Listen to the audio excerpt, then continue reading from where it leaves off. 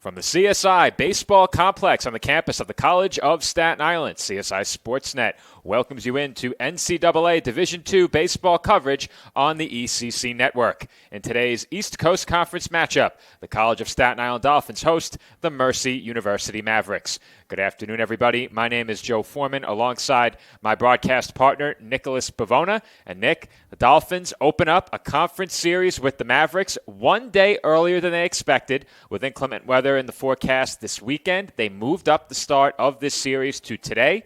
The Dolphins and Mavericks will play 2 9-inning games today, so a lot of baseball coming up here on CSI Sportsnet. Dolphins come in winners of 3 straight games. The Mavericks have won their last 2 games. Somebody has their winning streak snapped here in Game 1. And think about the implications for this game as well, Joe. For the Dolphins today, they're coming in with a record of 4-4 in conference play, as well as Mercy. Both of these teams are 4-4 going into today's conference doubleheader. And you mentioned it, 2 9-inning games as well. So a lot of rest for the weary for these two teams. I think the biggest thing for both of these teams is, with 2 9-inning games, pitching is going to be of the most importance for these two squads. A lot to look forward to here this weekend. As you mentioned, Nick, big implications in the conference standings. Both of these teams an identical 4-4. The Mavericks last played in conference against Malloy, winning 2 of 4. The Dolphins last played in conference against Queens, winning 3 of 4. And Nick, for the Dolphins, we obviously covered the doubleheader on Saturday. Those were 2 huge wins for them. They were 1-3 in conference play, entering the series with Queens, fell to 1-4. Things were looking bleak, but the Dolphins came out very strong in Game 1 on Saturday. Chris Palomini with a historic performance. J.J. Hunter with 11 RBIs last week, both receiving individual accolades from the East Coast Conference. Their efforts could not have come at a better time. And thinking about the implications as well, Joe, is what happened in the last game of this series between the Dolphins and the Knights. The Dolphins went into that 9th inning trailing, and that went 6-4. They get 4 runs in that 9th inning, take an 8-6 lead, and hold on to that 8-6 victory. A big win for the Dolphins, considering how those last 3 games went. A 1-run victory, a 2-run victory, and another 2-run victory for CSI. Very close encounters with the Knights, but that's really a good indication for this Dolphins team that they were able to hold on late in each of those games, especially that last one coming back from a deficit of 2 to win the game by 2. And now you go into these games here today against Mercy. You mentioned it, Joe. They're coming off a big win against Malloy in their last game. That one going in extra innings. And they also had themselves a 9th inning rally. 3 runs in the 9th inning to tie the game. They walked it off in the 12th inning against Malloy by the final of 5-4. So both of these teams, as I mentioned, coming into today, 4-4.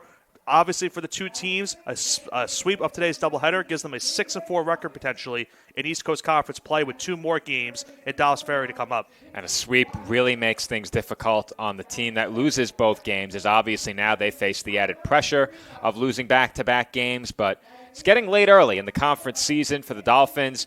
They will have 2 more conference series after this. They will not play against the ECC again for 2 weeks.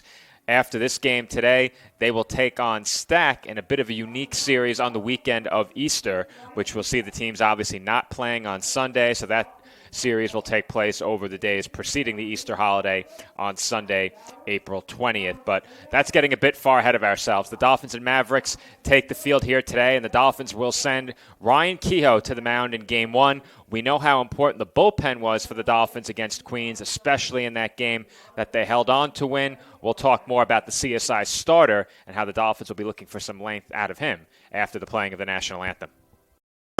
No, I'm right. The podcast that uncovers the origin stories of some of the biggest names in sports, media, and entertainment.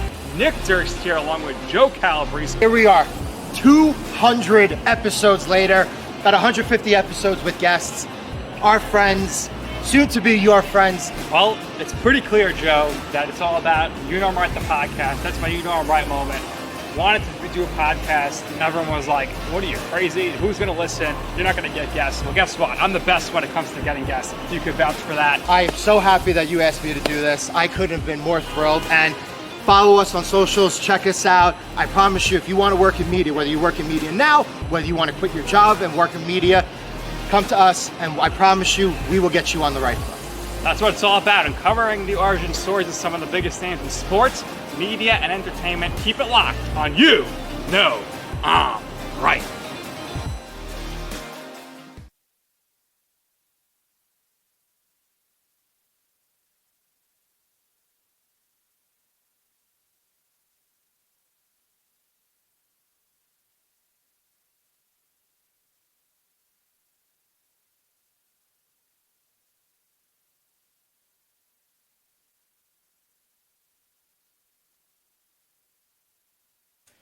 And we are back here on CSI Sportsnet. Joe Foreman rejoining you alongside Nicholas Bavona on the call today.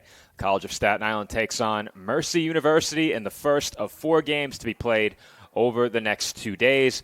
2 9-inning games today here on Staten Island, followed by a 9-inning game and a 7-inning game tomorrow in Dobbs Ferry.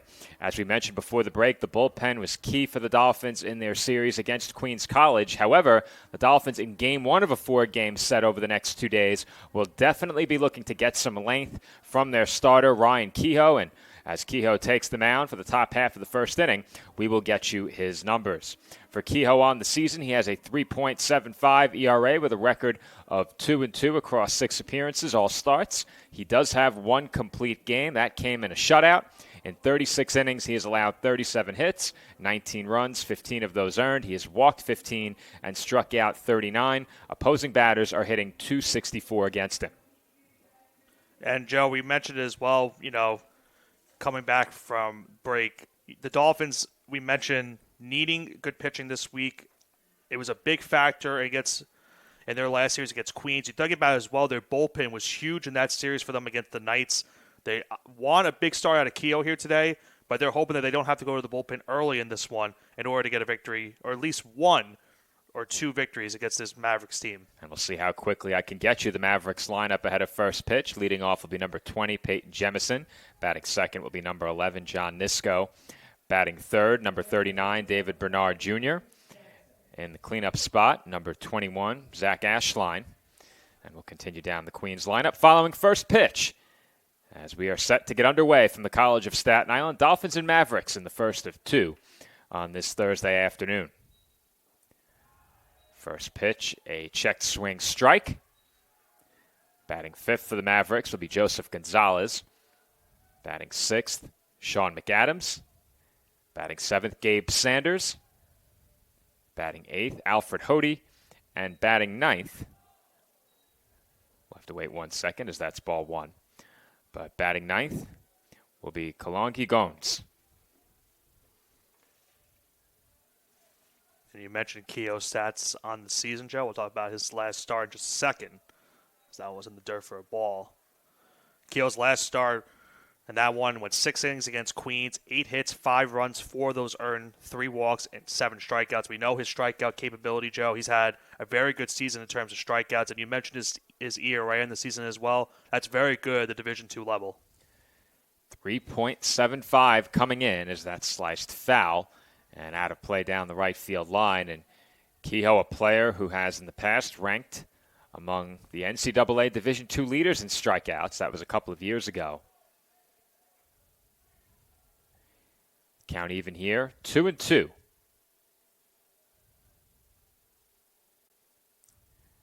that's fouled back a bit too close to the camera for my taste. Yep. Let's just keep it away from the camera. How about that? Please. We do not need the camera struck a second time this year.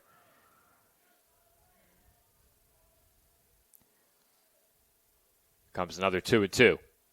Breaking ball high. Full count. Looked like he lost it a little bit on that one. Maybe lost the grip of it, and that one just hung a little bit too high. And as you mentioned, now a full count, so a very long lengthy at bat to start this game. The count is full on the Mavericks' leadoff hitter, Jemison. He fouls back another. That's the kind of at bat you like to see to start a game if you're Mercy. Make Kehoe work, run that pitch count up in the early going, and force the Dolphins into that bullpen earlier than they would like in Game 1.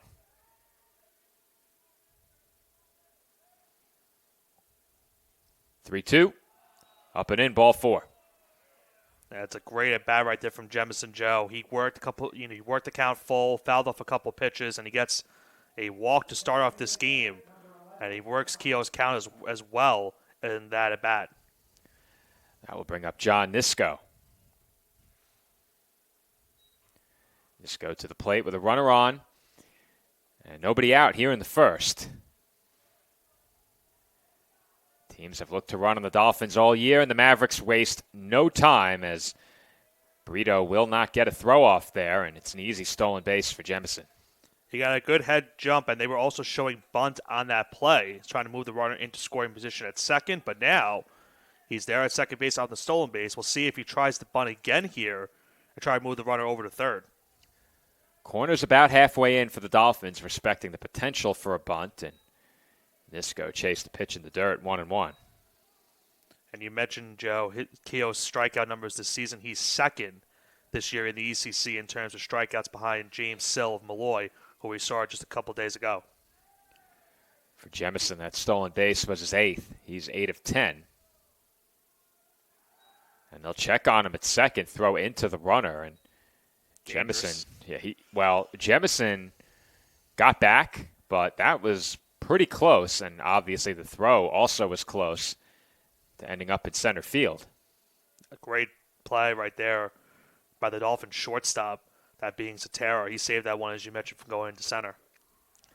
There's a swing and a miss by Nisko, 1-2, and Zatara very nearly applied a tag. I don't know if he ever made contact with Jemison, but that throw into the runner gave them a chance.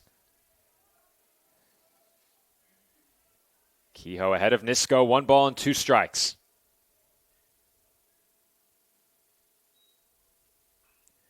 That's fouled off, and I don't know if you could see it, Nick, but Nisko is choking up a good deal on that bat. Really trying to shorten up here and put this one in play. Big hole on the right side. Really big hole on the right side. And he's having a good season at the plate, Joe. It makes sense why he's batting second in the lineup, hitting .324 in the season. And if he gets on, leads the team, he's second on the team, I should say, in stolen bases. I'll check on the runner again.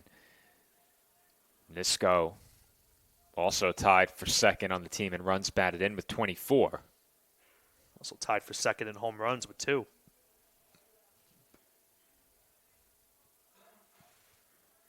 Count 1-2.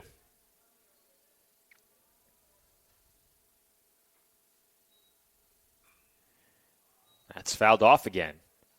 And you see what Keogh keeps doing in this at bat, Joe. He already got him to chase on a couple pitches in the dirt. He's trying to get him on the outside corner to chase, and he has chased. But to credit to Nisko, he's made contact with those pitches and has kept fouling them off. And kind of a similar at bat that we saw with Jemison the first time in the order, where he just kept fouling off a couple pitches and was able to work that walk. And that nearly hit him.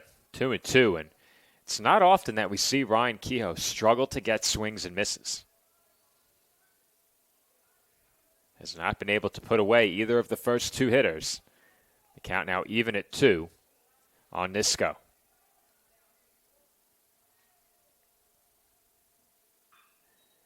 That's hit pretty well to left. Waterman looking up, and he will watch it sail out of here. It's a 2-run homer for John Nisko, and the Mavericks have an early 2-0 lead. Well, Joe, I mentioned it in that bat. Nisko tied for second on the team in home runs. He now has a firm lead in second place on the team with his now 3rd home run of the season, and he got a breaking ball on that one, and immediately he knew it right off the bat that that one was going to go over the left field wall. No chance for Waterman. He looked up and did not even give it a chance. And how about this start to the game for Mercy? They have worked Keogh's pitch count up very high through just 2 batters, and now already have themselves a 2-0 lead. Well, Nick, you need to stop citing home run statistics. Every time you go there, the ball leaves the yard. I guess it is commentator's jinx. It happens. They're going to call you Home Run Nick. At the plate now, David Bernard Jr. I wish for myself I spoke them into existence when I was playing for my own self. You have to have a headset on or it doesn't apply. That's true. You need a headset on with an audience. One might say you were responsible for Chris Palomini's record-breaking homers. That's bounced to the right of Kehoe, his throw to first in with plenty of time. And that's the first out of the ball game. Well, I think that's a good bounce back right there, Joe. You know, we talked about it in one of our last broadcasts. A pitcher's best friend is that first pitch, first out. And getting out that batter on one pitch after giving up the home run is big for Keough. Now let's see how he responds after that home run he just gave up a few moments ago. Mavericks cleanup hitter Zach Ashline, the batter. And he hits one in the air just beyond the infield. And Rodriguez makes the over-the-shoulder catch. And Nick, 2 pitches and 2 outs now. Yeah, and that's a good job by Keough. He's really responded nicely so far since giving up the homer. And you mentioned 2 pitches, 2 outs. Let's see if he can make it 3 straight outs to retire the Cy. And considering how the first two at-bats went, Joe, he really needed that as well, considering his pitch count has been a little bit high so far in this first inning, but that's credit to what the Mavericks hitters have done so far. First two hitters forced Kehoe to throw a combined 15 pitches without recording an out. He's now at 18 with 2 outs. And the number 5 hitter for Mercy, Joseph Gonzalez, comes to the plate. 1-0. In at the knees for strike.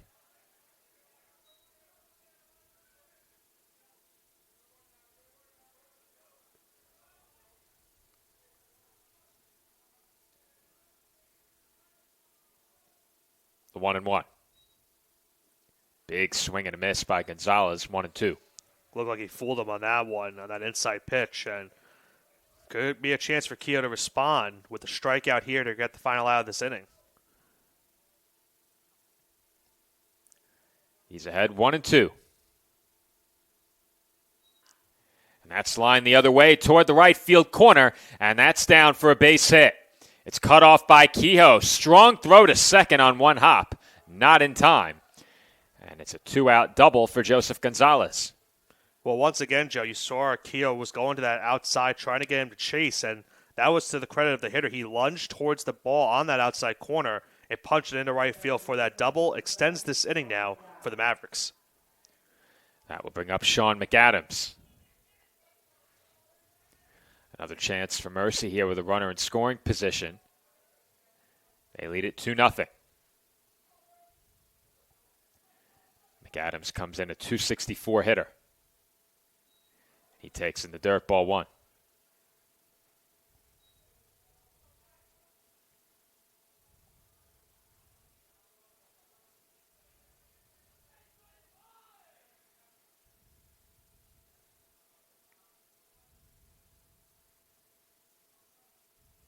The 1-0. Swung on and missed. Another ball in the dirt that he got a bad chase on. Well, that's where you'd like to put that breaking ball in a 2-strike count. There's no punching that pitch into right field. Count even at 1. Kehoe looks towards second and misses in the dirt. 2-1.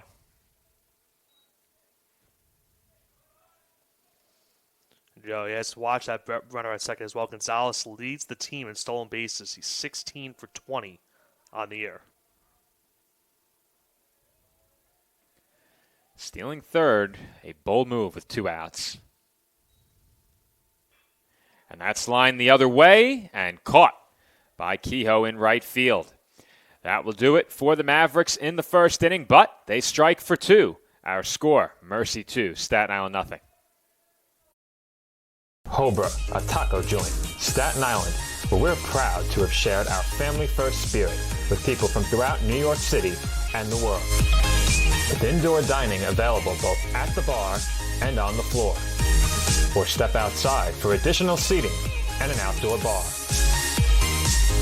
Serving beer that's crisp, ice cold, and worthy of a day at the beach. Cocktails that explode with flavor. And great food made with the freshest and healthiest ingredients available.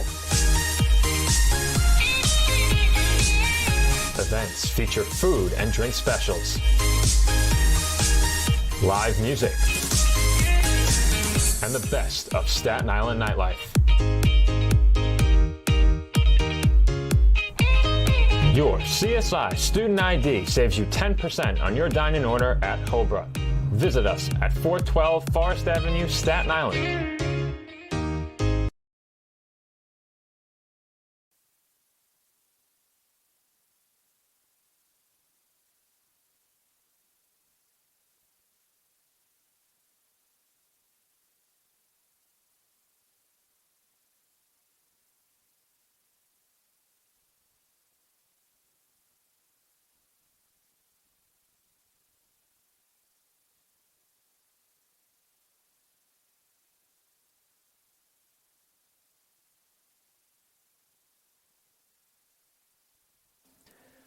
Home first inning about to get started here at the CSI Baseball Complex. Mavericks lead the Dolphins 2-0. Chris Palomini will get things started at the plate for CSI. And he will face Mavericks starter Nevin Scaparrotti. Well, Joe, you mentioned it last break. I might be called Home Run Nick at this point. Maybe we'll try to speak a home run into existence for the Dolphins. As Palomini, as we mentioned, coming off that historic game on Saturday, 3 home runs, tying him for the most home runs in a single game by a Dolphins player. A historic game for Palomini. Was named East Coast Conference Player of the Week. J.J. Hunter also named the Rookie of the Week. After the Dolphins went 4-1 over the course of 7 days. The 0-1 to Palomini in the dirt, 1-1. Numbers for Scaparrotti on the season, 7.02 ERA and a whip of 1.72 across 8 appearances and 7 starts. He's pitched to a record of 1-5. The 1-1. In the dirt, 2-1. In 42 1/3, he's allowed 48 hits, 37 runs, 33 of those earned. He has walked 25, struck out 36. Opposing batters hitting .286 against him.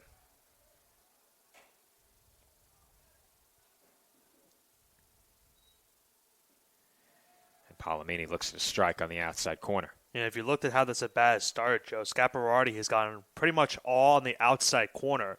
He's not trying to give anything to Palomini in this at-bat.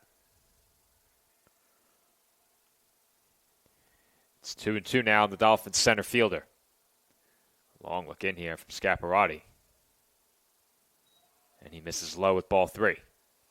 Scaparrotti's trying to bounce back after his last 2 starts as well, Joe. Gave up 10 runs, 9 earned against Stack. And his last start against Malloy, 6 runs, all those earned, just 3 innings of work.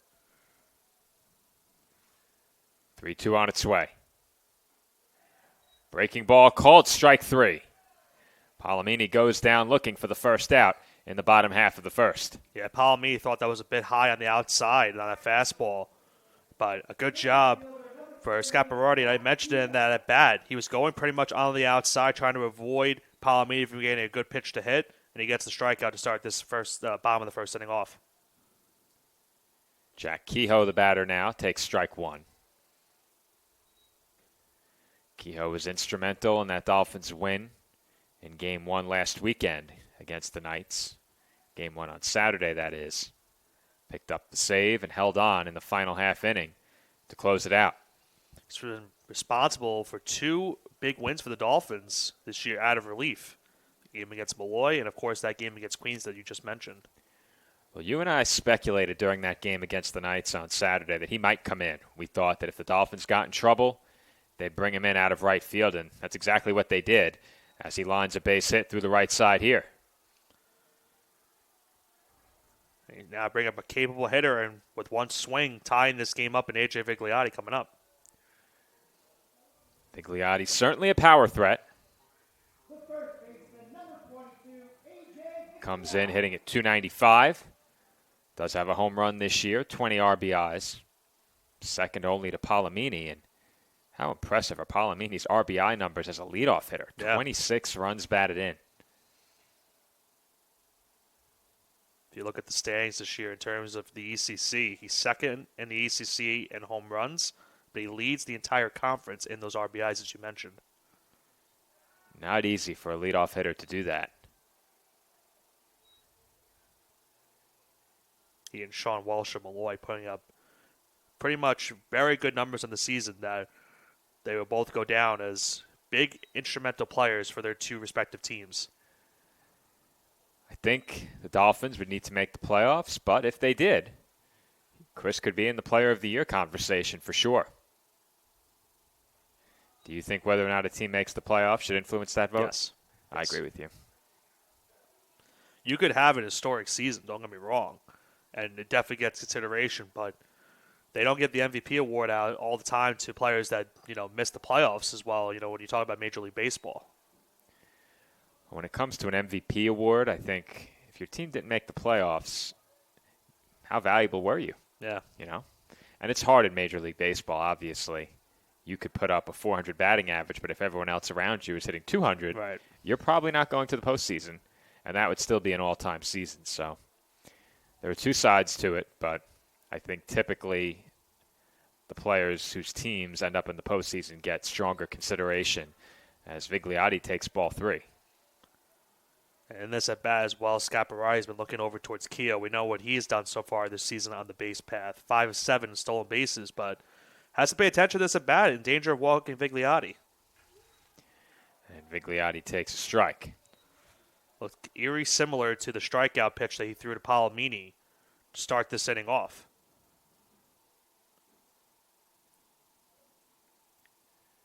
Three and one, the count. And Vigliotti hits one on the ground to short. Could be 2, 6, 4, 3 on the scoop. Nicely done over at first base to scoop that ball on the backhand by Bernard Jr. And the Dolphins are turned aside in the home first. We are through 1 from the CSI Baseball Complex. The Mavericks lead the Dolphins 2-0. The Kettle Black on Staten Island, a top 5 wing joint in America by Food and Wine magazine. Serving daily lunch and dinner at the bar or on the floor. Perfect for family and group parties with top shelf drink and delicious food. From great times with good friends. Live sports and watch parties. To Staten Island's hottest nightlife. The Kettle Black features live music and DJs weekly. The Kettle Black features daily and nightly food and drink specials. The best Staten Island has to offer is at the Kettle Black. We'll see you there at the Kettle Black, located on 415 Forest Avenue, Staten Island.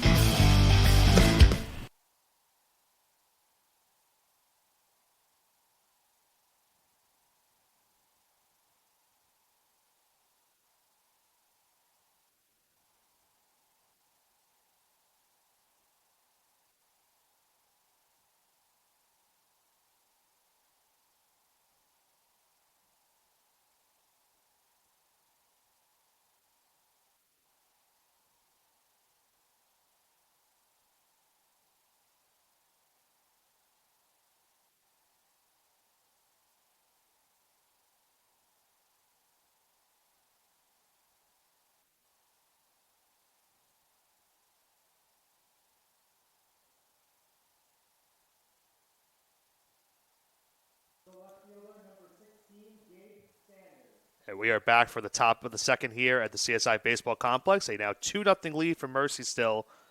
A good job by Scaparrotti. He got an inning-ending double play to retire the Dolphins back in the home first. We'll see how Ryan Keogh does here at the top of the second now as he hits a first pitch swinging into left field. Long run for both Waterman and Cetera, and that's going to drop in for a base hit. And it'll be a stand-up double to start off this top of the second inning for Mercy, and a good start on the first pitch of the inning. It was Hody that let it off with that leadoff double. And a tough one for the Dolphins right there, and a tough break for Keogh.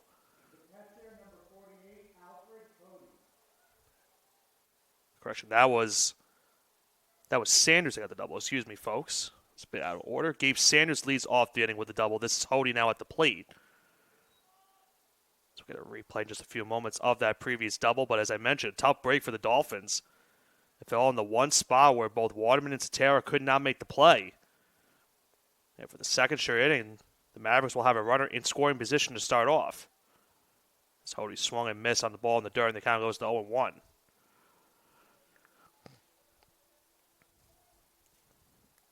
The first inning started with Jemison working the walk, would then steal second. That was brought home on the Nisco home run. Leadoff double to start here in the top of the second. For Sanders is now Hody shows bunt, but it's high for ball one.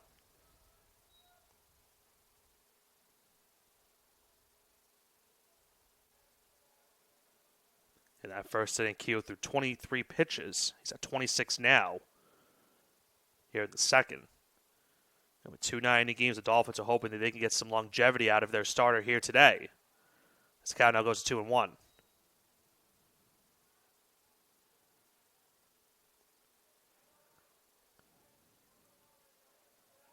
Hody again to start today behind the plate, hitting .291 this season. His 18th start of the year as well. He's a big swing and a miss on that fastball on the inside, and the count now evens at 2.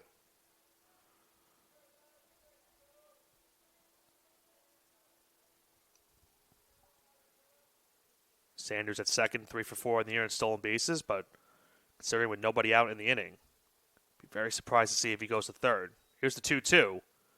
And did that hit him? It did. That's a tough one right there for Keogh. He had him in a 2-strike count. Try to get him to chase on an inside pitch, but he just hits him. And now make it first and second, still nobody out in the inning. And this is a very prime bunting situation here for the Mavericks. Especially with their number 9 hitter up now in the order. Kalongi Goins is the batter. And with the top of the lineup up on deck, expect the bunt here. That one on the outside corner for a ball, 1-0. So Goins did not show bunt on that first pitch. We'll see if at some point he does show bunt. Dolphins could really use a double play ball as well in the spot. Nobody out in the inning. And they already trailed this game 2-0. The 1-0. Again, the dirt for ball 2.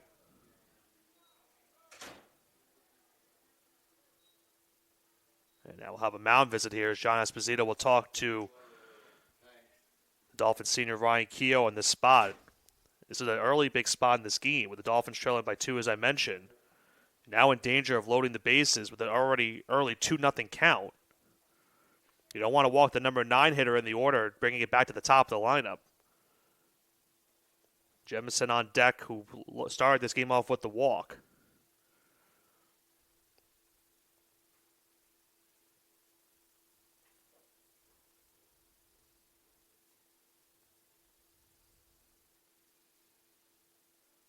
A very long discussion. Play will resume in just a few moments. A very long season for these two teams. For the Mavericks, they're 17-14 on the season. This will be their 32nd and 33rd game of the year. For the Dolphins, they are 10-20. This will be their 31st and 32nd game of the year. As that inside pitch is in there for a strike now, 2-1 the count.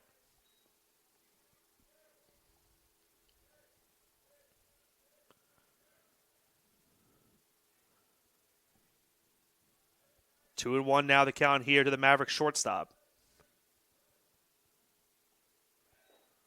Crushing the center fielder. The count now goes to 3-1. So Keogh now in danger of loading the bases here. 3-1 the count. Jemison, the third baseman, on deck.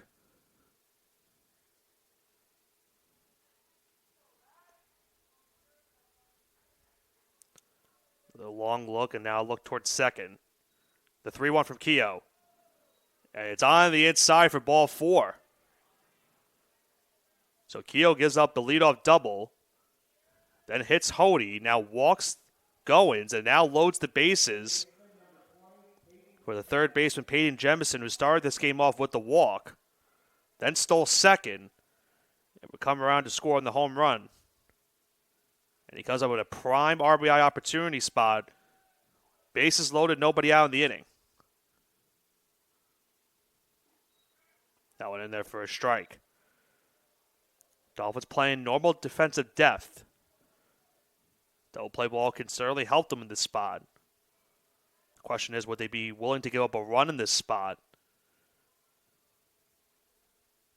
if they're able to turn a double play?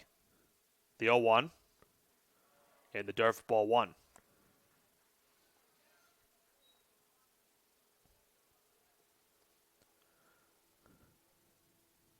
Mavs have done a good job in this game so far making Keogh work. He's now at 36 pitches here in the second. He's still in search of that first out as well. Here's the 1-1. That one is drilled into left field. Will that stay fair? It will. It will take a one bounce off the wall. 2 runs will come to score. Let's see if they can bring home the third run. Goins rounding third. The throw to the plate is not in time. Going to third base is Jemison, and the ball's thrown to left field. Thankfully for the Dolphins, it is backed up.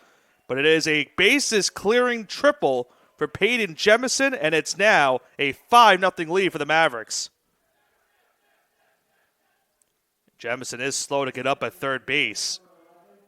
Thought about going home after the throw went into left, but just got back in safely.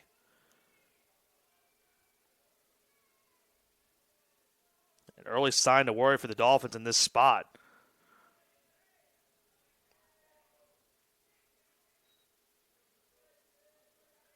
Now 5-0 lead on the bases clearing triple. And now the Dolphins will bring the infield in. And that one's hit into left field. That one will drop in for a base hit. John Nisko will bring home another RBI in this game, his third. And he now increases the Maverick lead to 6-0.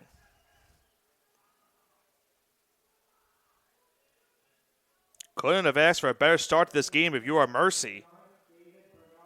John Nisko now is 2 for 2. There were 3 runs batted in. And for the second time, he brings home Jemison and now makes this an early 6-0 lead for Mercy. And still nobody out in the inning as well.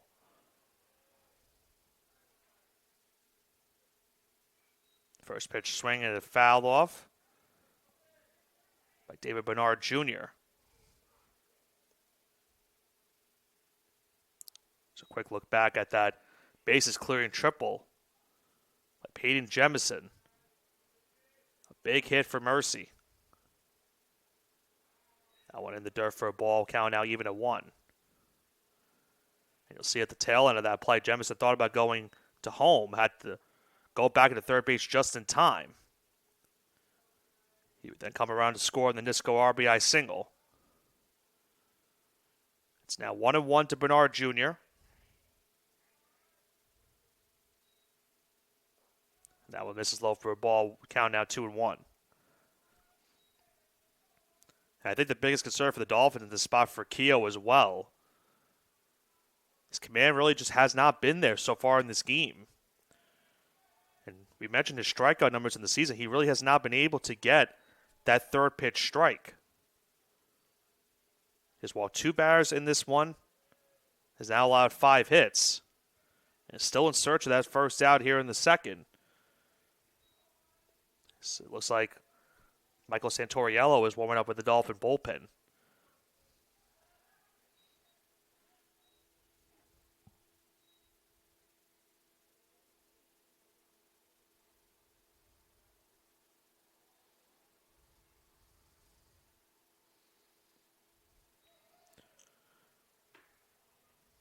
Now a full count, 3-2. We'll see if Nisko goes on this next upcoming pitch. I mentioned earlier Nisko's numbers in terms of stealing. He's 11 for 12 in the season. Certainly a candidate to go here on this full count pitch. He stays at first, and Bernard swings and misses for strike 3. So Keogh is able to record the first out of the inning via punch-out. A big sigh of relief for the Dolphins starter getting that first out.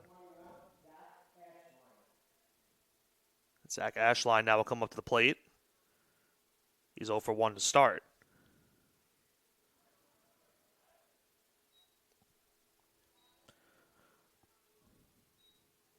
And you mentioned it with 2-9 games. The Dolphins might have to turn to their bullpen earlier than they had hoped for in this first game. And not only do they have another 9-inning game coming up today, another 9-inning game tomorrow, followed by a 7-inning game. So the Dolphins are trying to preserve those relievers in their pen. That one's fouled up by Ashline toward the Dolphin dugout, even in the count of 1.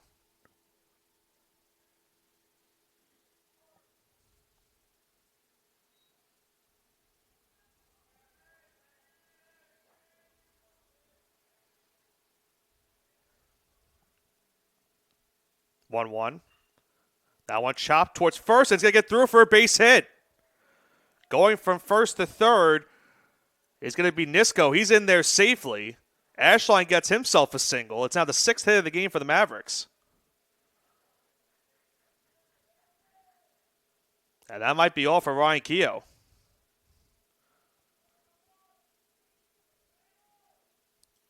He might stay in for one more batter, it looks like. It's going to be Joseph Gonzalez coming up to the plate. He doubled his last time. Very weird at bat right there.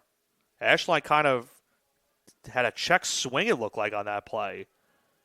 And got through the hole where Vigliotti was trying to cover the bag. And Missing barely with that first pitch is Keogh for a ball 1-0 the count.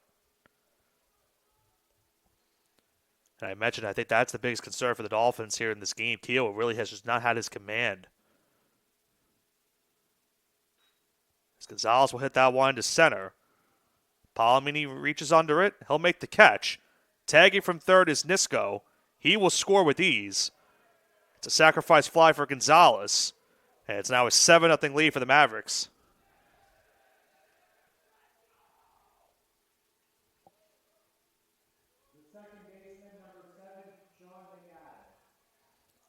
Sean McAdams now comes up with 2 away in the inning. A 5-run second inning for Mercy in this one. If McAdams is able to get on, they will bat around in this inning as well. There goes the runner from first. The throw from behind the plate from Brito is not in time. So Ashline gets himself a stolen base.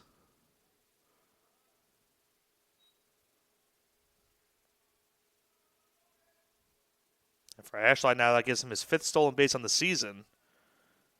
It now gives an RBI opportunity for McAdams right here. He'll hit that one to third. Nice play by Weigel at third. He'll throw it on to Vigliotti in time and record the final out of the second inning. Mavericks do strand a runner here in the top of the second, but not before they bring home 5 runs here in the second inning. We head to the home second. It's now a 7-0 lead for Mercy.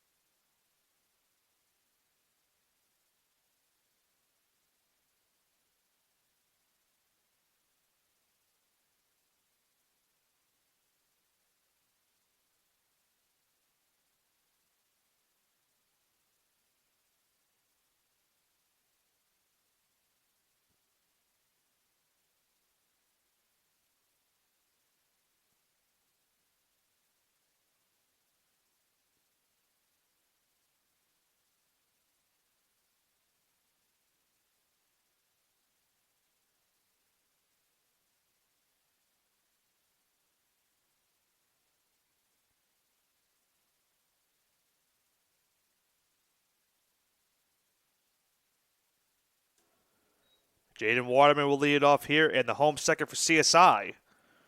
And a very early uphill climb for the Dolphins in this game, now trailing by 7. After a 5-run top of the second inning for Mercy. Scott Berardi's first pitch misses inside for a ball, 1-0 the count.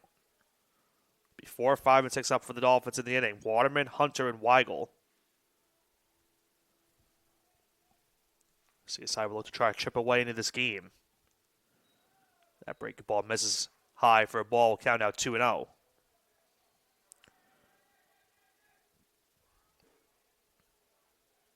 see if Ryan Keogh comes out for the next inning as well for the Dolphins. He's at 53 pitches right now. Michael Santoriello was warming up with the Dolphin bullpen.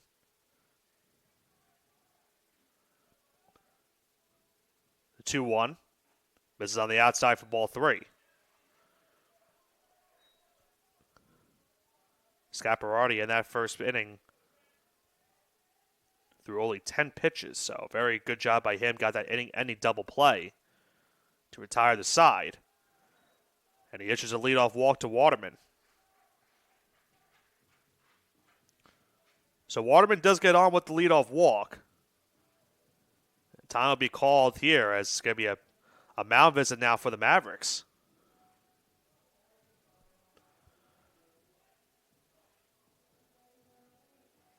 A very quick mound visit.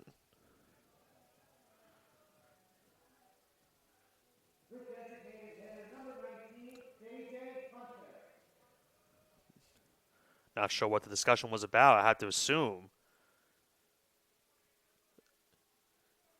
it's about the pitches that Scaparrotti threw in terms of maybe his command or miscommunication between him and his catcher and behind the plate towards the dugout. Again, the signs from the dugout.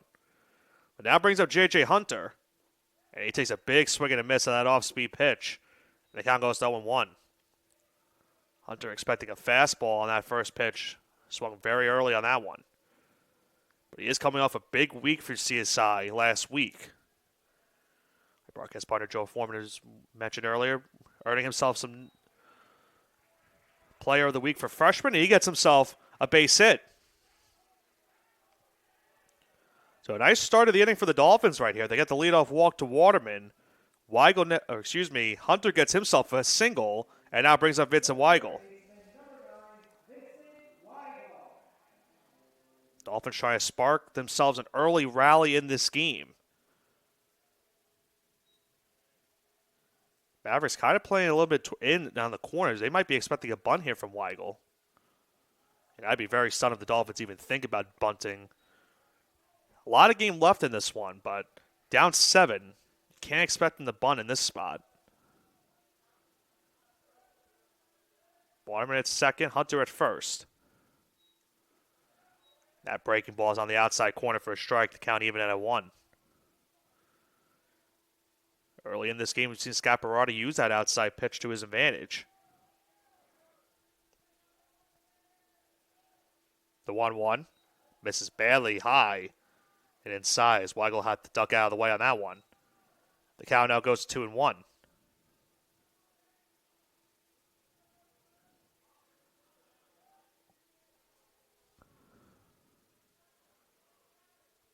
Two and one the count now here for the Dolphin third baseman. And it misses on the inside for ball 3. So Scaparrotti endangering of loading the bases here. Yandel Brito, the batter, on deck.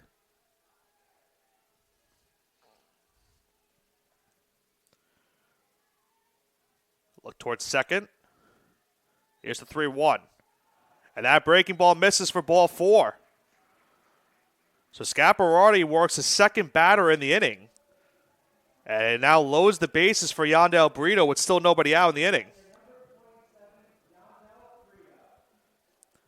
And with the Dolphins down early 7-0, this is a huge spot in this game for CSI. If Brito is able to get something to the gap, would bring home all 3 runners and cut the deficit to 4. Dolphins looking to at least get 1. Corner infield is moving in here for Mercy. And that first pitch is in there for a strike. The count goes to 0-1.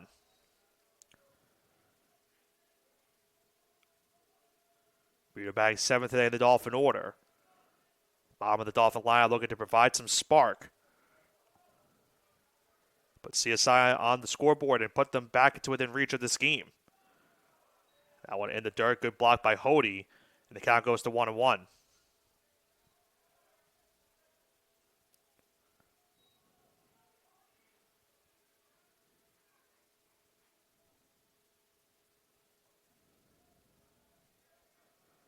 Count even at 1 here for the Dolphin catcher. Bases loaded, nobody out in the inning. And Brito will hit that one in the infield. The infield fly rule is on, and that will be the first out of the inning. Jemison makes the catch, and a huge out number 1 recorded by the Mavericks. And now brings up Anthony Satera. If you're the Dolphins, you at least want to get at least 1, maybe even 2 runs in this spot. Dolphins originally had bases loaded, nobody out. Now 1 out in the inning. And for the Mavericks, they're a double play ball once again. Getting out of this one. That pitch on the outside corner for a strike. The count goes to 0-1.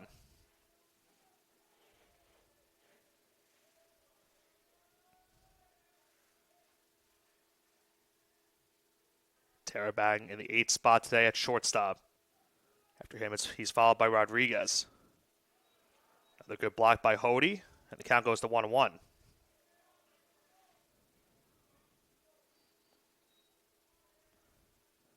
Middle infielder staying back for the Mavericks in double play form. Corner infielder somewhat in for Mercy, trying to prevent maybe a run from scoring. The 1-1. Chopped on the third base line, but foul. And the count now goes to 1-2.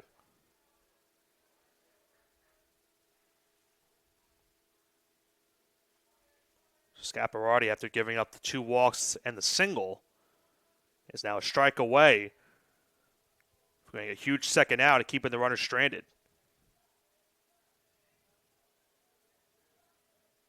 The 1-2. Breaking ball hit in the air in shallow left field. And that will be playable and caught as another infield fly rule was in fact there. Gonzalez makes the catch. And just like that, after the Dolphins had bases loaded, nobody out, 2 infield fly rules. Now put them with the bases loaded and 2 outs. And it'll be up to Nico Rodriguez to try to bring home at least a run in this spot for CSI.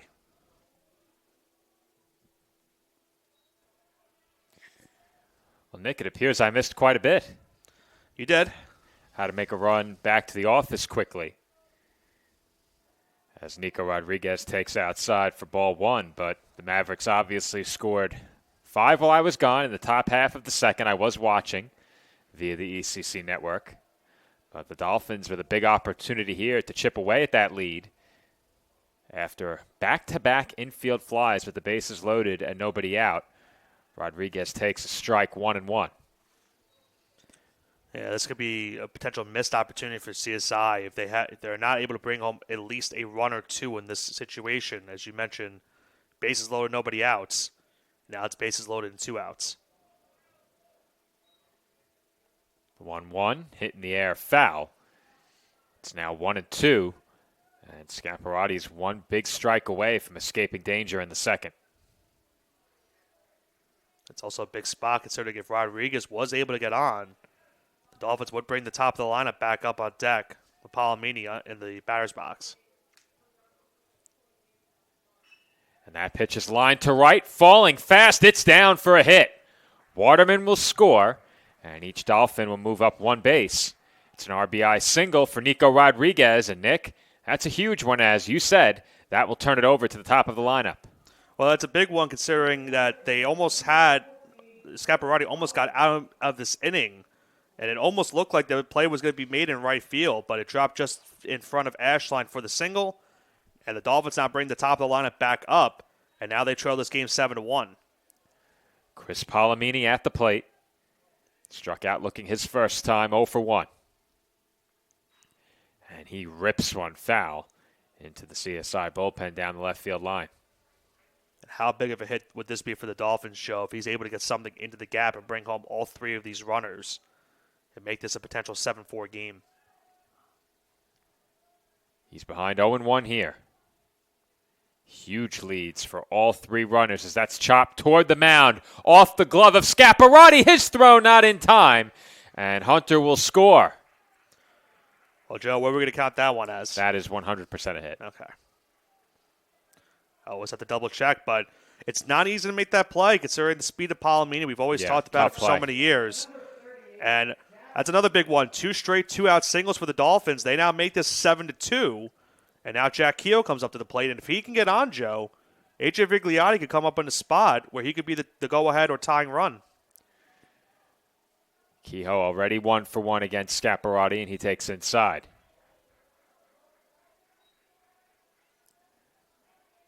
You know, Vigliotti's definitely chomping at the bit to get revenge after hanging into that double play his last time up as well. Dolphins would love to see him get a chance as Kehoe checked the swing. 2-0. Well, you went from potentially coming away empty-handed to scoring twice. And 1 more base hit makes this a very productive inning rather than just a good inning. From good to great with 1 swing of the bat.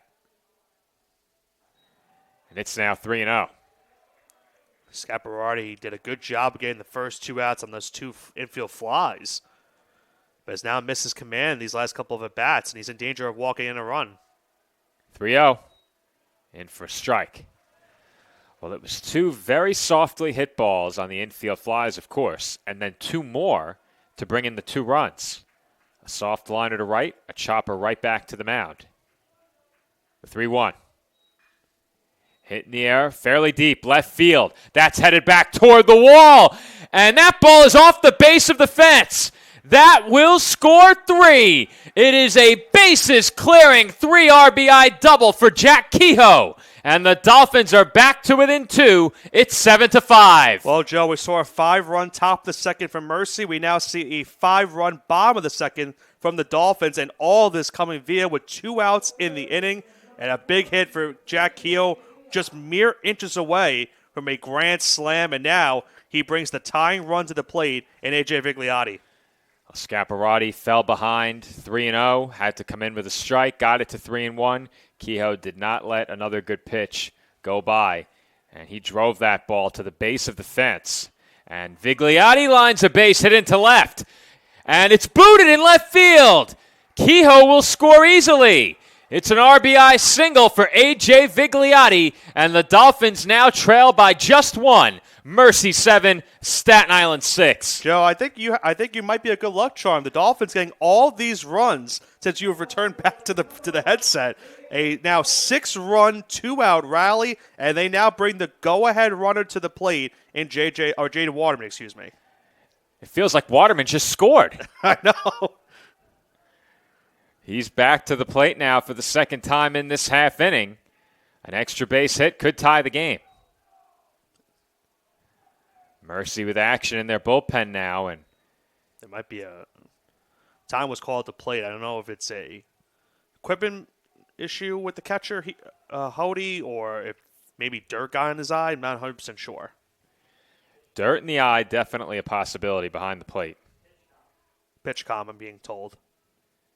It is PitchCom.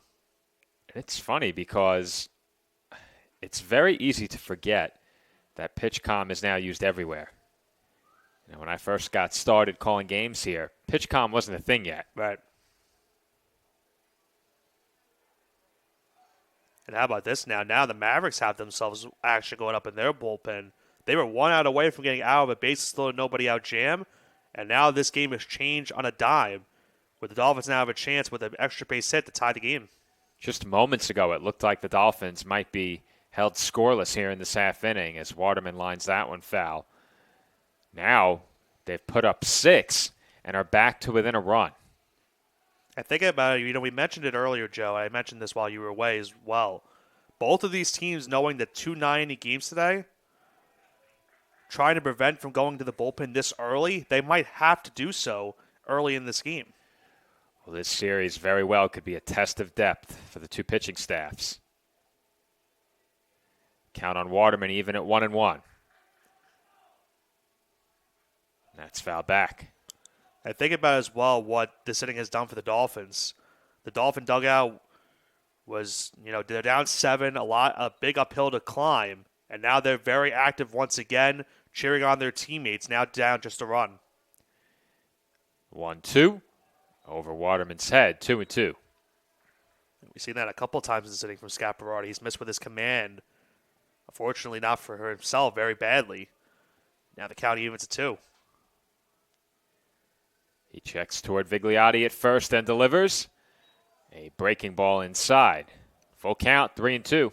And we've seen Vigliotti steal a couple bases this last week, so he'll get a head start here on 3-2. If Waterman gets this one into the outfield, he could very well bring him home. It would take a gapper. 3-2. A high breaking ball misses. Ball 4. And not two bad pitches right there from Scaparrotti in the last 2 he threw in that at bat. But for the second time in this inning, he walks Waterman and now brings up J.J. Hunter, who, Joe, we mentioned it, had himself a great week last week for the Dolphins. I thought he had him on the 2-2 based on the body language of Waterman, the pitcher, and the catcher, but they didn't get the call. And now the reigning East Coast Conference Rookie of the Week, J.J. Hunter, will be the batter. Hunter takes the first pitch high, ball 1. Hunter, in this inning, got himself a single. As we saw, came around to score. Now has himself a chance to add another RBI based on what he did last week. And he takes high with the breaking ball, 2-0. And I think that's got to be frustrating as well for Scaparrotti, Joe. He's missed with a couple of pitches that you and I both can maybe agree on that have looked pretty good from up here. And now he's behind the count 2-0. Well, Hunter had the single, but Nick 2 walks to start this inning. Yep. And that'll burn you every time as that misses high. He's in danger of walking another batter in this inning here, 3-0. If he doesn't get Hunter here and walks him, you think that's it? It might be. He's reaching the exact territory where Keogh is. He's at 51 pitches now here in this inning, and he started this inning with 10.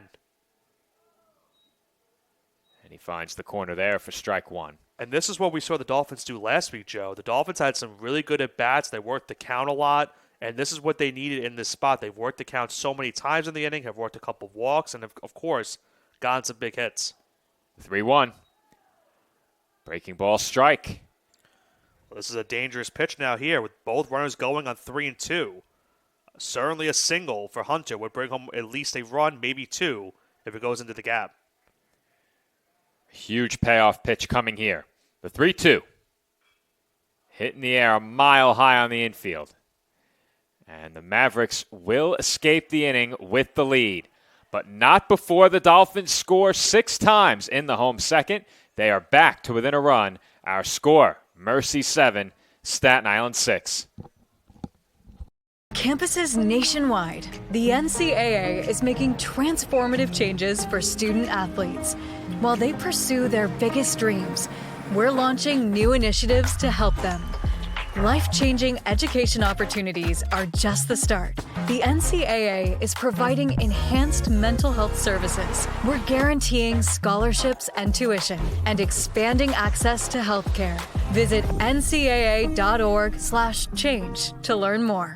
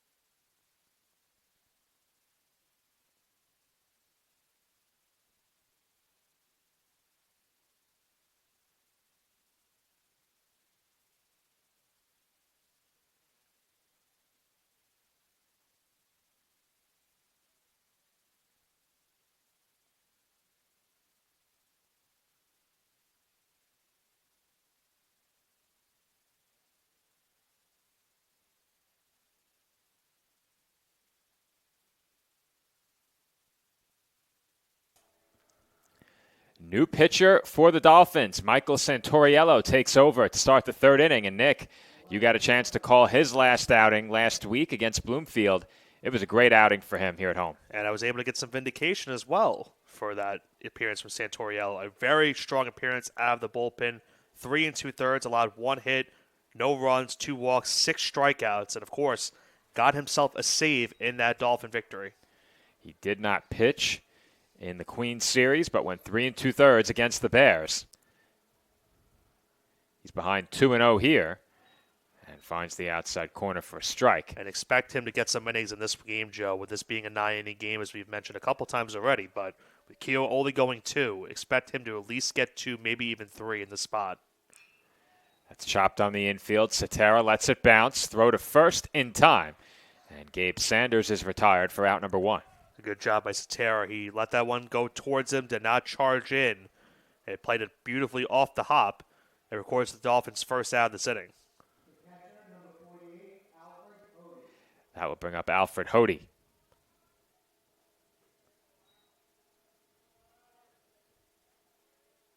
Think about it as well. I'll make my point in a second. Hody almost got hit by the pitch on that one, but considering where Mercy was going into that top of the second, Sanders led it off, followed by Hody and Goins. They have the same 3 leading it off here in the 3rd. But it just goes to show you how that second inning went for both of these teams. Mercy getting 5 runs, the Dolphins getting 6.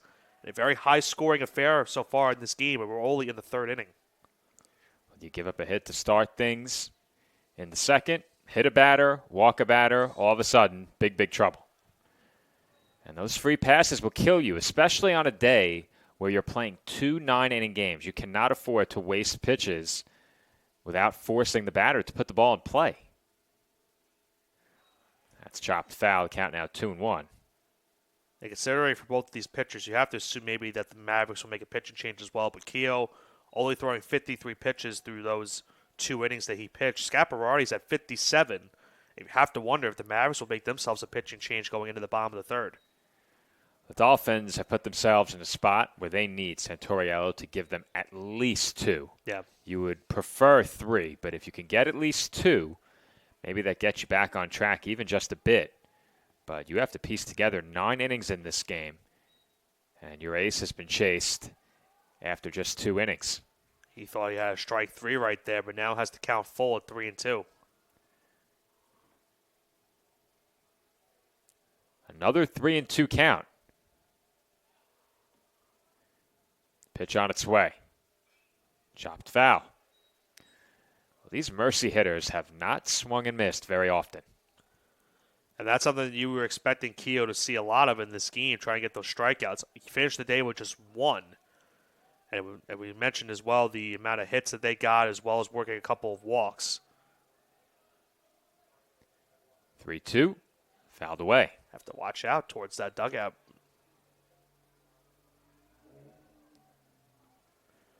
Go ahead, Joe. I was just going to say the Dolphins and Mavericks met in late March of last year. The Mavericks won 3 of 4. That's not close. Ball 4. I was going to mention that Santoriello in those last 2 that were fouled off, that he was trying to go on the inside with that slider. We saw how good that slider was against Bloomfield last week. And a credit to the hitter Hody right there. He fouled off a couple of those inside sliders and worked himself a walk. We'll see what Goins now does here with 1 away. I was about to say as well, in that 4-game set last year, Ryan Kehoe went 6 innings in Game 1. That really set the tone. Dolphins did not win that game, but Kehoe allowed 3 earned runs in 6 innings on 8 hits. Dolphins lost that game 8-4. The 1-0 to Goins in for a strike.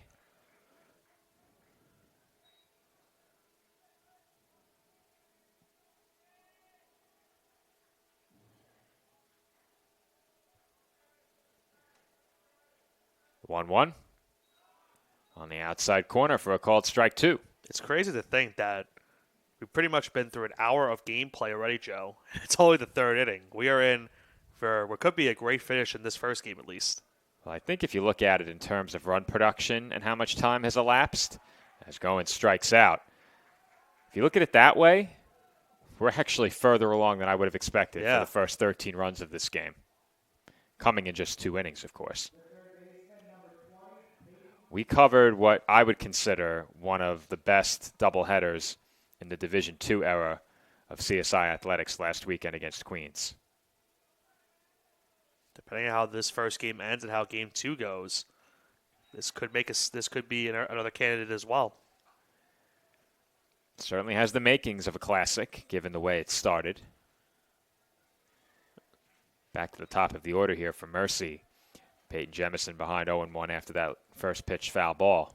There goes the runner. Throw from Brito in time, and he got him. And that will do it for the Mavericks in the road 3rd inning. Michael Santoriello comes out of the Dolphins bullpen and puts up a 0 in the 3rd. Dolphins come to bat, trailing by a run when we come back. That's a timeout on betting. It completely changed the game, and you didn't even notice. Let me break it down for you. Betting ads are applying full court pressure and getting you to play the game. Many of you are falling for it and losing big money.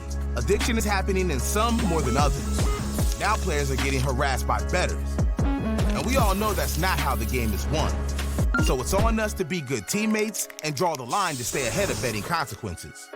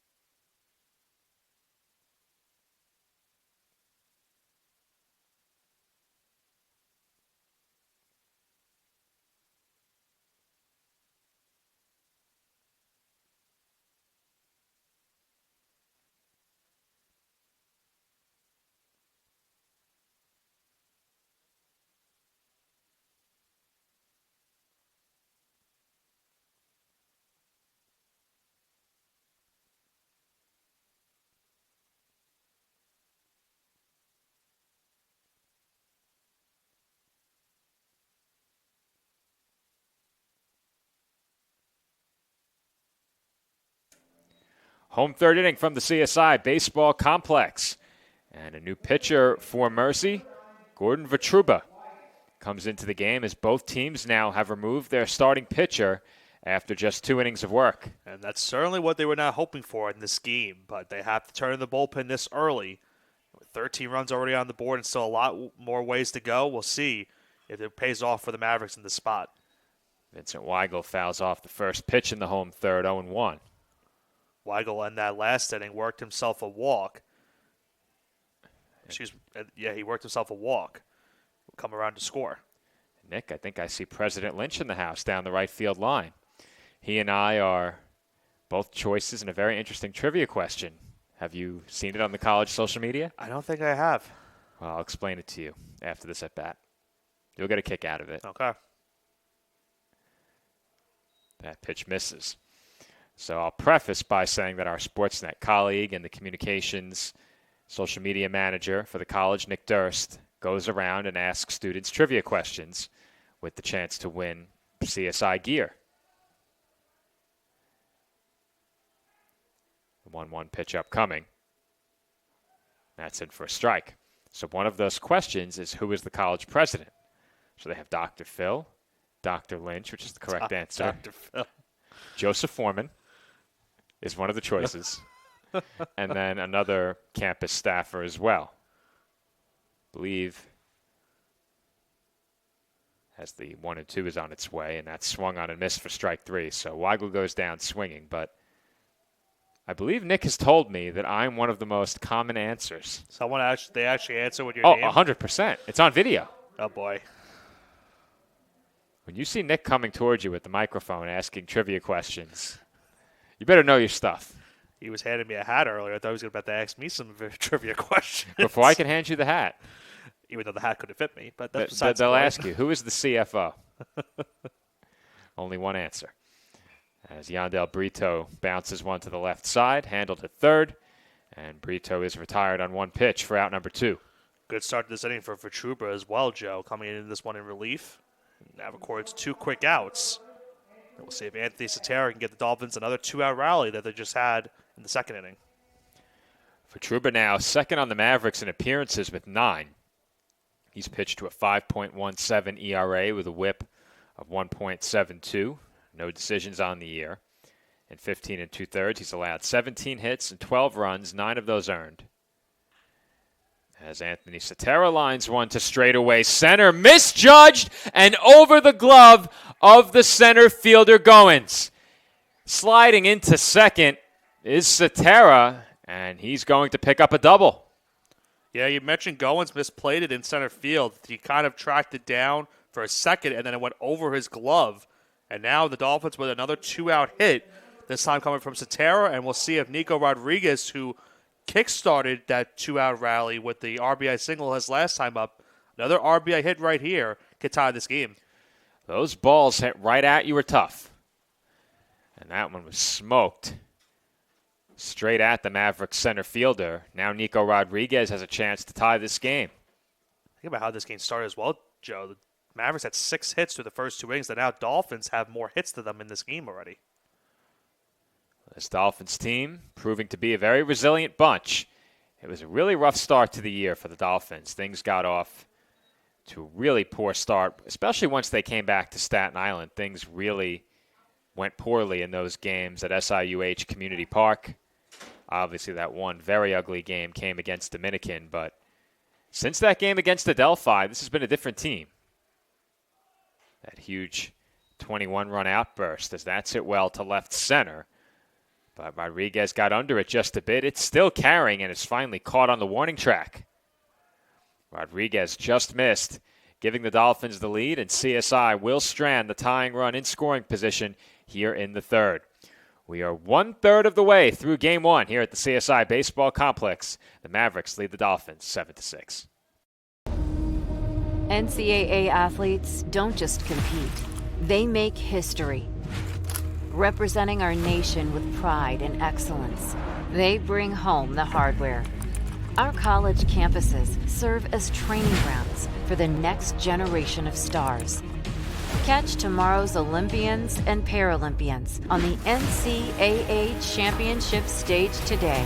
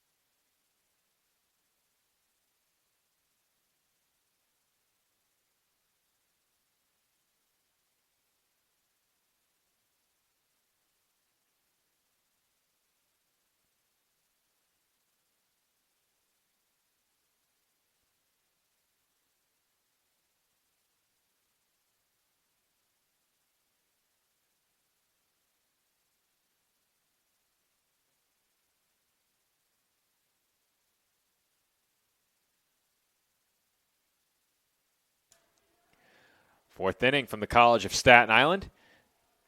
For the first time today, Nick, we had a scoreless inning.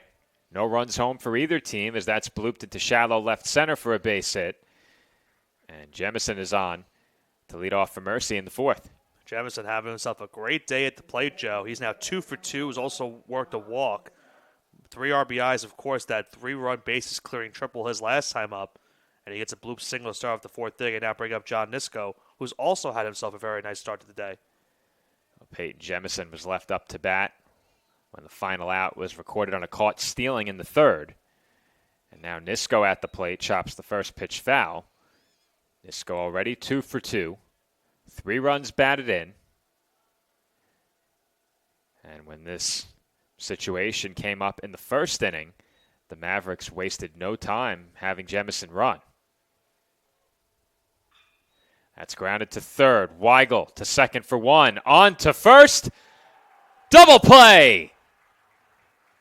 How about that bounce back from Santoriello? He got him to swing on that inside pitch, hit it right towards Weigel, and just like that, Joe, after giving up the leadoff single, the Dolphins now record 2 outs of the inning. 5-4-3, and the Dolphins have 2 quick outs here in the fourth. At the plate now will be David Bernard Jr. It's funny because we had that conversation last week. What's a pitcher's best friend? A first pitch, first out, or a double play ball? And so Santoriello definitely happy to have gotten that one. I got one for you. First pitch, base hit to start the inning, followed by a first pitch double play. Technically, you have to take that over the first pitch out because if you're guaranteed the double play, you're also guaranteed 2 pitches. Right. If it's a first pitch double play, of course. And this is exactly what CSI needed, Joe. Santoriello continues to pitch at this pace and have a low pitch count. He could certainly give them 2, maybe even 3. You could even make the case 4. So that's a foul ball. That was awfully close. Man, you could see it. Now the first base line, the first base coach for Mercy cannot believe it. Yeah, you know, Nick, I thought it was fair, I but thought it was too. Time and time again, this angle betrays us. I don't know how much clarity we'll get on the replay. I don't think it would do much clarity as well. Yeah, you're not really going to see it at the tail end. Yeah, my instinct said fair, but what do I know? Well, now Santoriello is not going to be disappointed by that because now 1 strike away, we're going to get out of this inning. Chance here for a quick inning. That pitch is low, 2-2. You try to get him to chase on that one, but you mentioned it. These Mavericks hitters have not really been chasing it a lot today.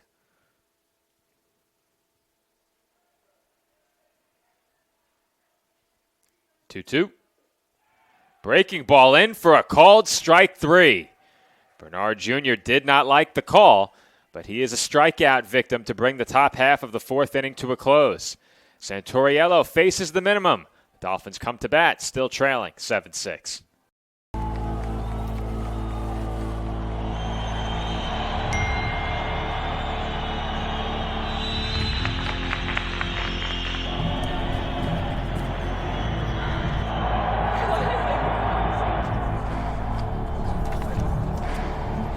If you want to win in every arena of college life, go D2. Make it yours.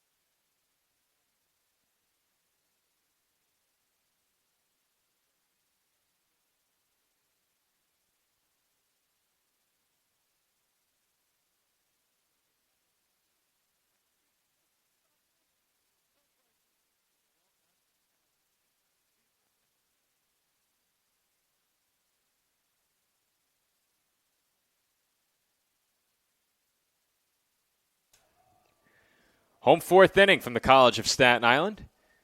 Still a one-run ball game. The Mavericks lead the Dolphins 7-6. Top of the order due up for CSI with Chris Palomini leading things off. And Palomini rips one into left field for a leadoff hit. Well, Joe, we talked about it. A pitcher's best friend's a first pitch, first out. I guess a hitter's best friend's a first pitch, base hit. Debatable. Very debatable.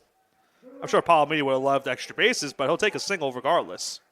Well, the first batter here in this fourth inning for each team has reached on the first pitch. The Mavericks quickly had that runner erased on a double play. And, Joe, you look at towards third base, they are expecting bunt right here from Jack Keogh. Are you? I am expecting it as well. I don't. Good thing they didn't. Well, this might be two, and they take their time throwing to second. That loses the double play. With how hot Keogh has been at the plate, I didn't think they were going to bunt with him, and they didn't last time as well in that same situation. Yeah. So I'm not surprised, but first pitch swinging, he bounces it right back to the mound, and Palomini is erased on one pitch. Yeah. No double play, however, and A.J. Vigliotti will be the batter. Well, it's not an easy play to throw that one to second base. They had to take their time to make sure that the throw was on target. But they now have Keogh at first base. We'll see if he steals at some point. Vigliotti takes a breaking ball strike, 0-1.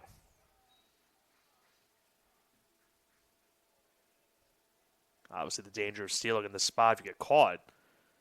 And you don't have the go-ahead runner at the plate. You would have the tying runner at the plate. Comes the 0-1. Hit hard, back toward the middle and through for a base hit. Keogh going first to third, challenging the arm of Goins. He slides in, safe. And Keogh took a shot, trying to continue toward home. I think he got kneed in the head. Did. Jamison was trying to go field the ball after it went away from him, and he got hit in the head, and we'll have to see if he's okay. He's definitely in some discomfort right now at the third base bag. Well, the hope is that the knee caught the helmet and not the face.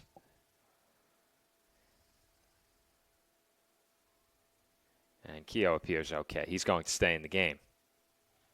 Meanwhile, behind that play, Vigliotti moved up to second. Yeah. And now the Dolphins have the go-ahead run in scoring position. So a big spot for Jaden Waterman now, Joe. If he's able to at least get a fly ball into the outfield, he could tie this game. But, of course, a base hit for Waterman will give the Dolphins their first lead of this game. Huge spot here for Jaden Waterman. Dolphins trail by a run, home fourth inning. 2 in scoring position. Infield in for the Mavericks. And the first pitch is in the dirt, ball 1.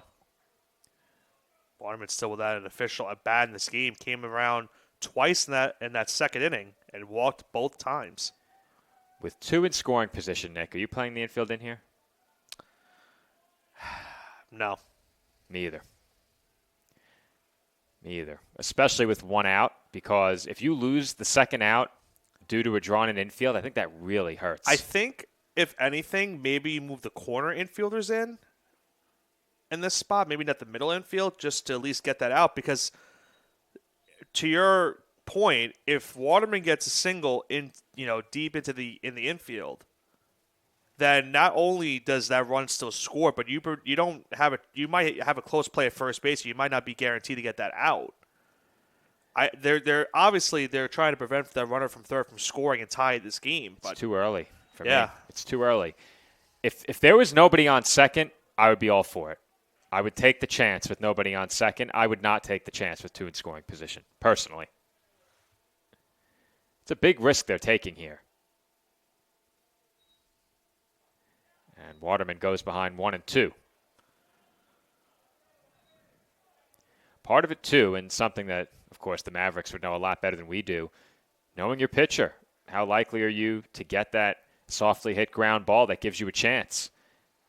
What's the swing and miss rate of the pitcher on the mound? That's a factor as well. 1-2 in the dirt, 2-2. Well, you saw that previous pitch. You got him to swing on a fastball high. At that time, we tried to make him chase.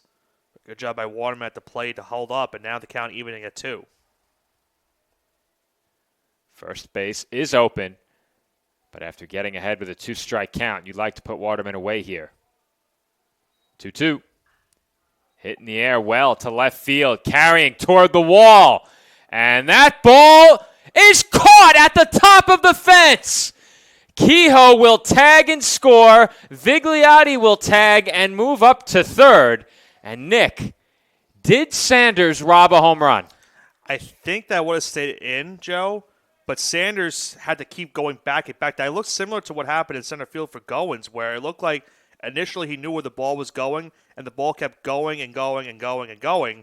And thankfully, for his sake, he was able to jump up and make that catch. But I think that one would have just stayed in the park. But it's still a productive out for Waterman. He brings home the tying run, and after a 7-run deficit, the Dolphins have tied this game. Well, Nick, if he doesn't catch it, Waterman could have ended up on third base because that ball is probably hitting the top of the fence. Yeah. And if it hits the top of the fence, it's going a long way away. But the sacrifice fly ties the score at 7. And the go-ahead run now stands 90 feet away with J.J. Hunter at the plate. Hunter ahead 1-0. He's 1 for 2 in this game.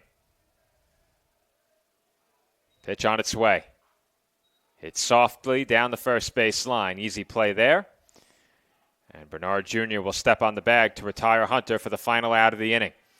But not before what was approximately a 350-foot sacrifice fly brings home the tying run and gets the Dolphins even. Our score through 4, Mercy and Staten Island, all knotted up at 7. In NCAA Division II, student athletes leave a lasting impression on their communities. That's because Division II student athletes want to make a difference and truly be part of their surrounding communities. Through community engagement, thousands of student athletes from various backgrounds interact with community members who view them as role models. This interaction leaves a positive and perhaps even life-changing impression on all those involved. In Division II, we rise to the opportunity and make community engagement ours.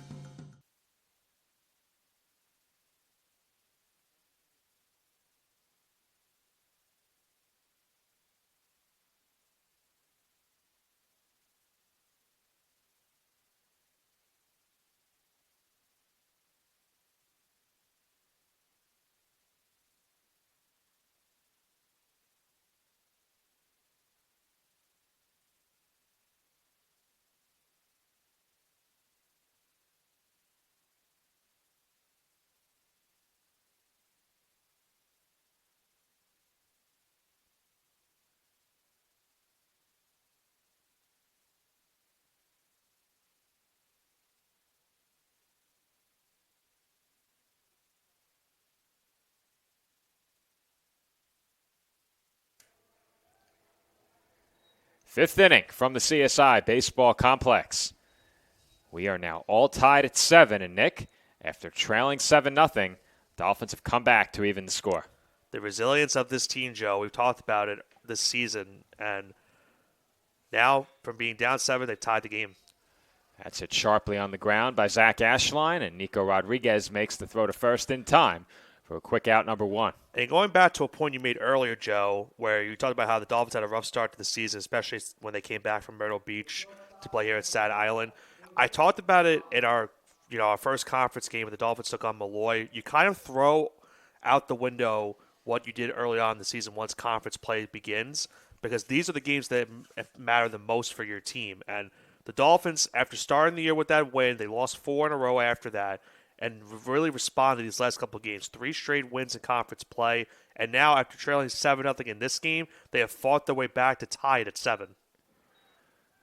This team has always been a resilient bunch.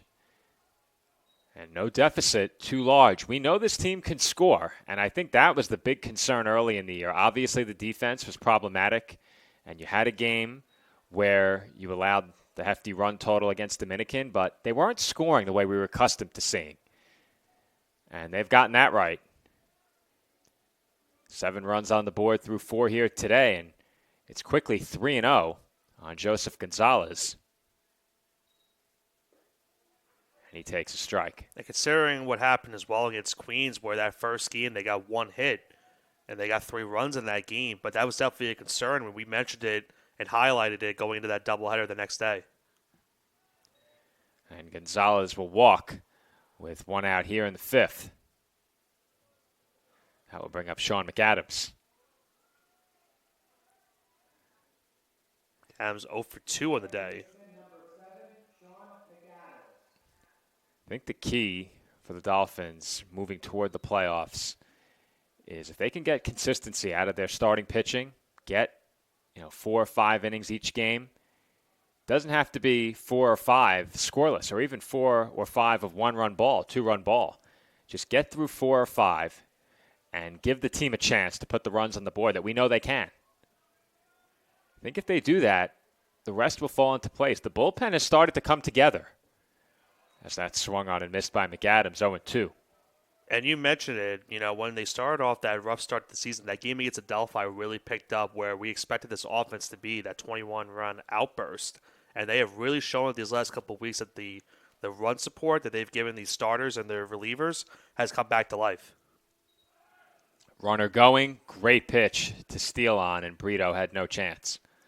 I think a wise play by Brito not to throw it towards second base. Nice jump right there by Gonzalez, and now McAdams has himself an RBI opportunity. Go-ahead run now in scoring position for Mercy with 1 out here in the 5th.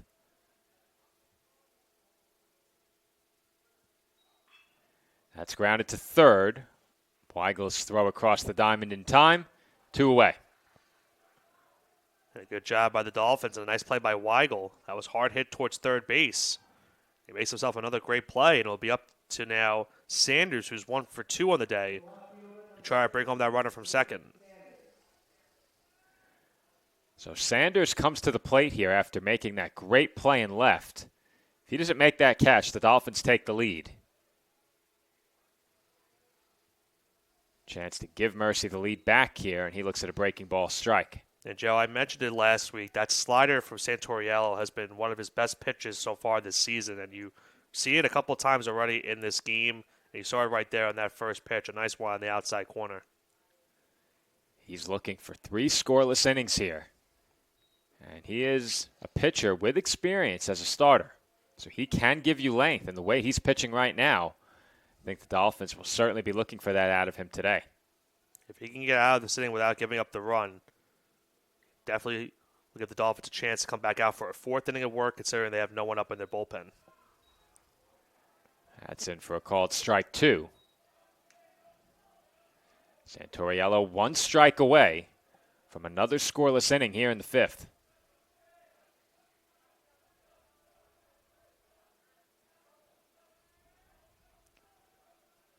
Here comes the 1-2. Grounded foul.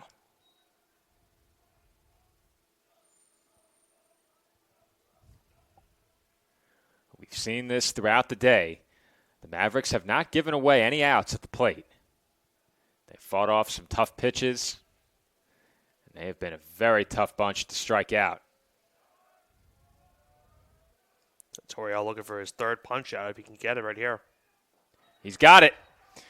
Commentator's jinx, perhaps, Nick, as you're welcome, CSI. The batter went fishing there, and that will do it for Mercy in the 5th inning. 3 straight scoreless innings out of the bullpen for Michael Santoriello. Dolphins come to bat in the home 5th with a chance to take the lead. No, I'm right. The podcast that uncovers the origin stories of some of the biggest names in sports, media, and entertainment. Nick Durst here along with Joe Calabrese. Here we are, 200 episodes later, about 150 episodes with guests, our friends, soon to be your friends. Well, it's pretty clear, Joe, that it's all about You Know I'm Right, the podcast. That's my You Know I'm Right moment. Wanted to do a podcast, and everyone was like, what are you, crazy? Who's going to listen? You're not going to get guests. Well, guess what? I'm the best when it comes to getting guests. You could vouch for that. I am so happy that you asked me to do this. I couldn't have been more thrilled. And follow us on socials, check us out. I promise you, if you want to work in media, whether you work in media now, whether you want to quit your job and work in media, come to us, and I promise you, we will get you on the right foot. That's what it's all about, uncovering the origin stories of some of the biggest names in sports, media, and entertainment. Keep it locked on You Know I'm Right.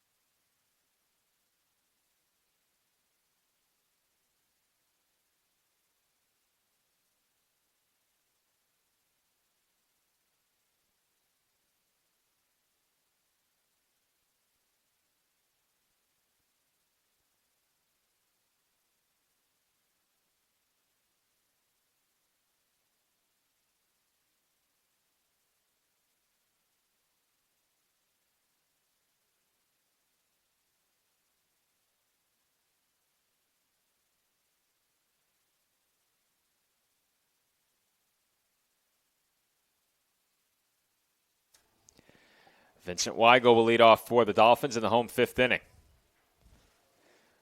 Weigel 0 for 1 at the plate. Struck out and walked.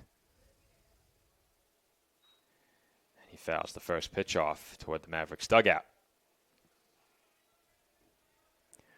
Both relievers have started a 3rd inning of work. Santoriello completed his. Gordon Vitruba back out on the mound for Mercy here. He's allowed 1 run in his first 2 innings.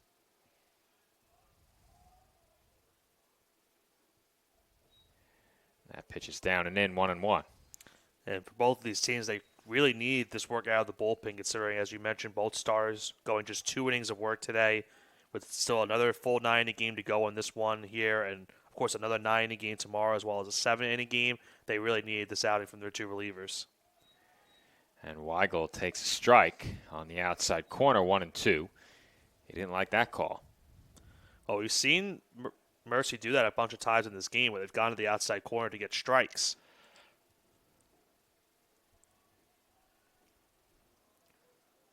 Comes the 1-2.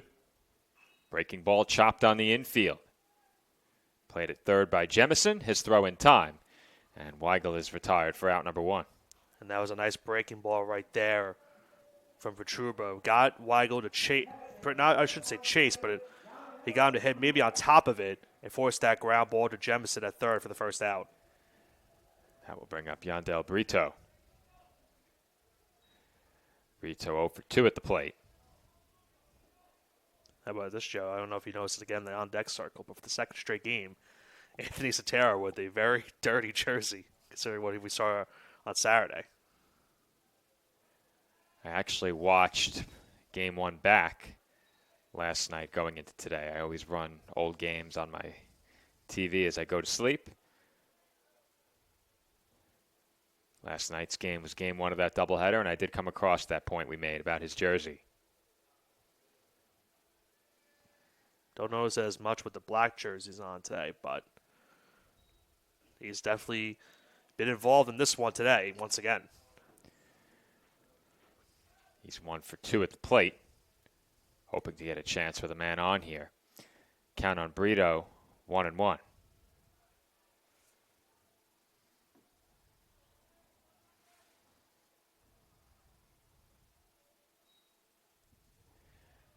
And the pitch is a breaking ball inside, 2-1.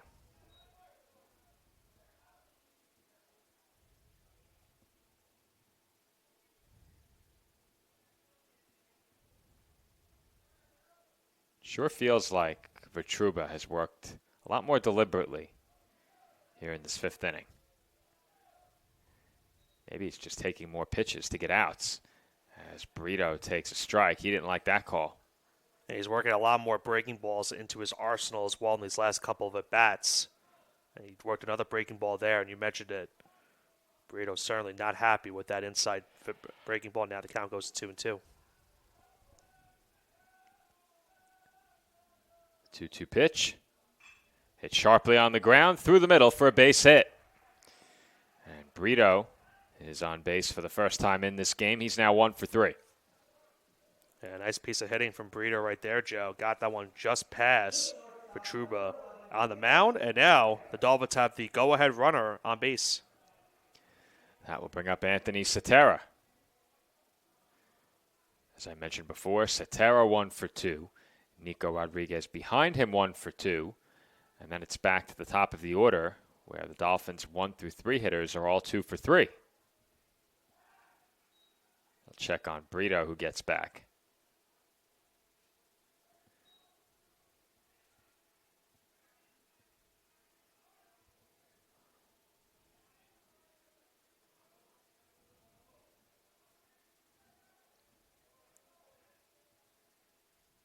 First pitch to Cetera. Down and in, ball 1. That last pitch, number 29 for Vitruba.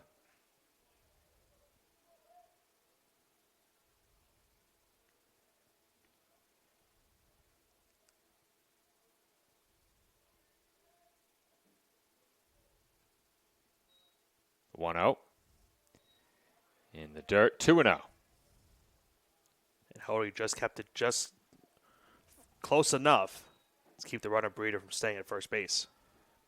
Certainly no easy outs in this Dolphins lineup, but with the 8 and 9 hitters at the plate and on deck, these are the outs you'd like to get. You do not want to see CSI turn it over to the top of the order with men on base here.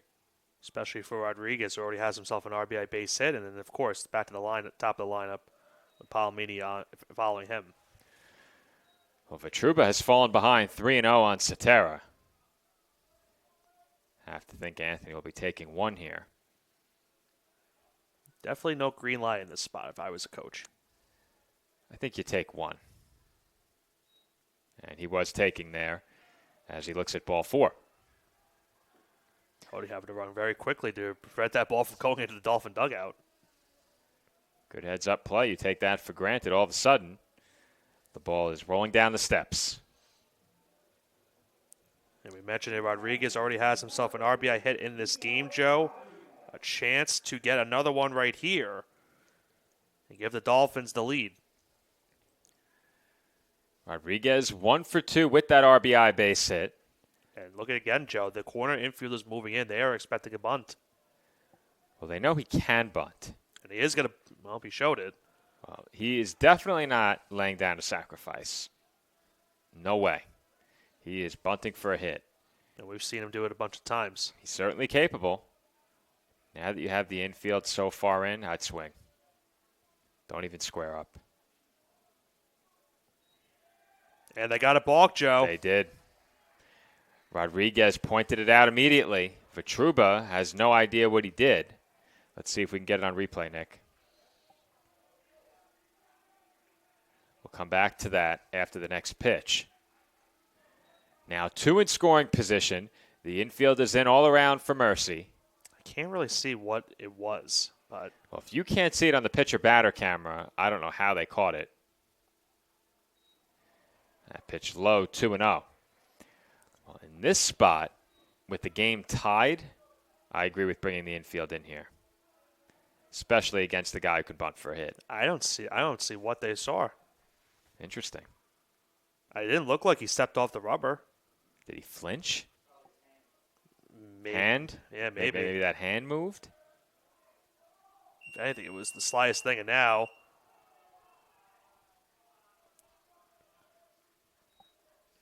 Vitruba forced to step off to beat the pitch clock there. just barely beat it.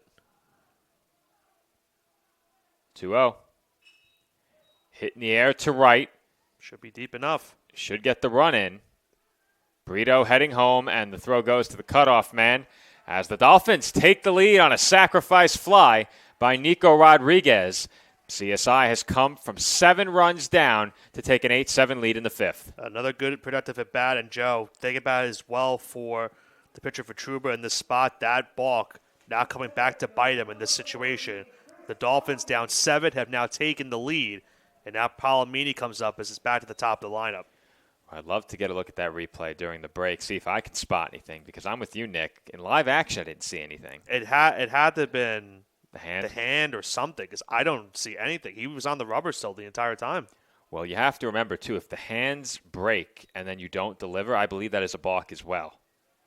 If you come set and then your hands release, that's a balk. I'm assuming it had to be something like that, because I didn't see anything else. Once again, Vitruba has fallen behind in the count, this time against Chris Palomini.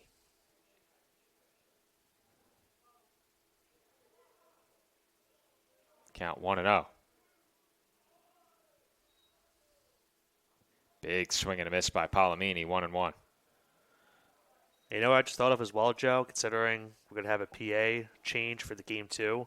Certainly a lot more time for our second public address announcer to get here, because he'll be here before this game ends. He'll be taking over before this game ends, Yeah, Nick. probably. Joe has a rec league softball game to attend.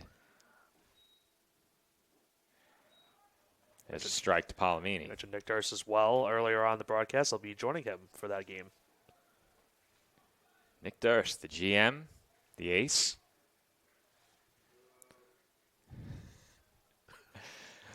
The pitch clock operator doesn't approve. I think he got cut from the team. We won't throw out any names of who that is. Comes the 1-2. That's hit in the air. Foul ground. Might be playable. And it is. What a play by Hody. He comes sprinting over from behind the plate to make the catch. And that will do it for the Dolphins here in the 5th. But not before CSI takes the lead for the first time in this game. We are through 5. Staten Island 8, Mercy 7. Hobra, a taco joint, Staten Island, where we're proud to have shared our family-first spirit with people from throughout New York City and the world. With indoor dining available both at the bar and on the floor. Or step outside for additional seating and an outdoor bar. Serving beer that's crisp, ice cold, and worthy of a day at the beach. Cocktails that explode with flavor. And great food made with the freshest and healthiest ingredients available. Events feature food and drink specials. Live music. And the best of Staten Island nightlife. Your CSI Student ID saves you 10% on your dine-in order at Hobra. Visit us at 412 Forest Avenue, Staten Island.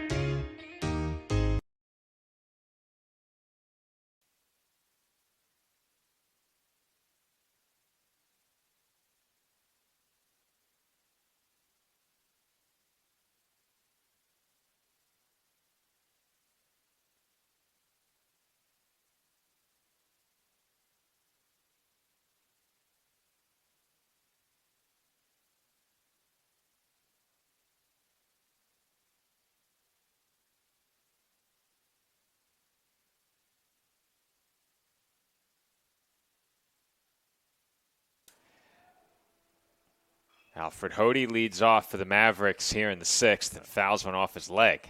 That one's definitely going to sting. Right after he made that great play. And Nick, We went back to the replay, slowed it down, took a couple of extra looks, and there was a slight movement by Vitruba that drew the balk call, and it was a huge call as it allowed the Dolphins to take the lead. And you'll see him kind of move in the slightest, Joe. That left arm and that left leg flinched very, very closely, and that's what they picked up. And you mentioned it, Rodriguez even pointed it out as well. And that was what led to that balk, and that's what led to CSI now taking the lead here in the 6th inning. So the Dolphins have come all the way back from 7 down to take the lead. Meanwhile, Michael Santoriello is working on another inning of scoreless relief. He's already put up 3 scoreless. Has a 2-strike count on Hody to open up his 4th inning of work here in the 6th inning. 1-2 outside. There is action going up in the Dolphin bullpen as well. I can't really see from here what that number is, but they're certainly hoping that Santoriello can get them out of the 6th, and that they can go to the bullpen in the 7th and the rest of this game. 2-2, swung on and missed, strike 3. And you mentioned it earlier, Mercy had been doing great in terms of not striking out a lot in this game.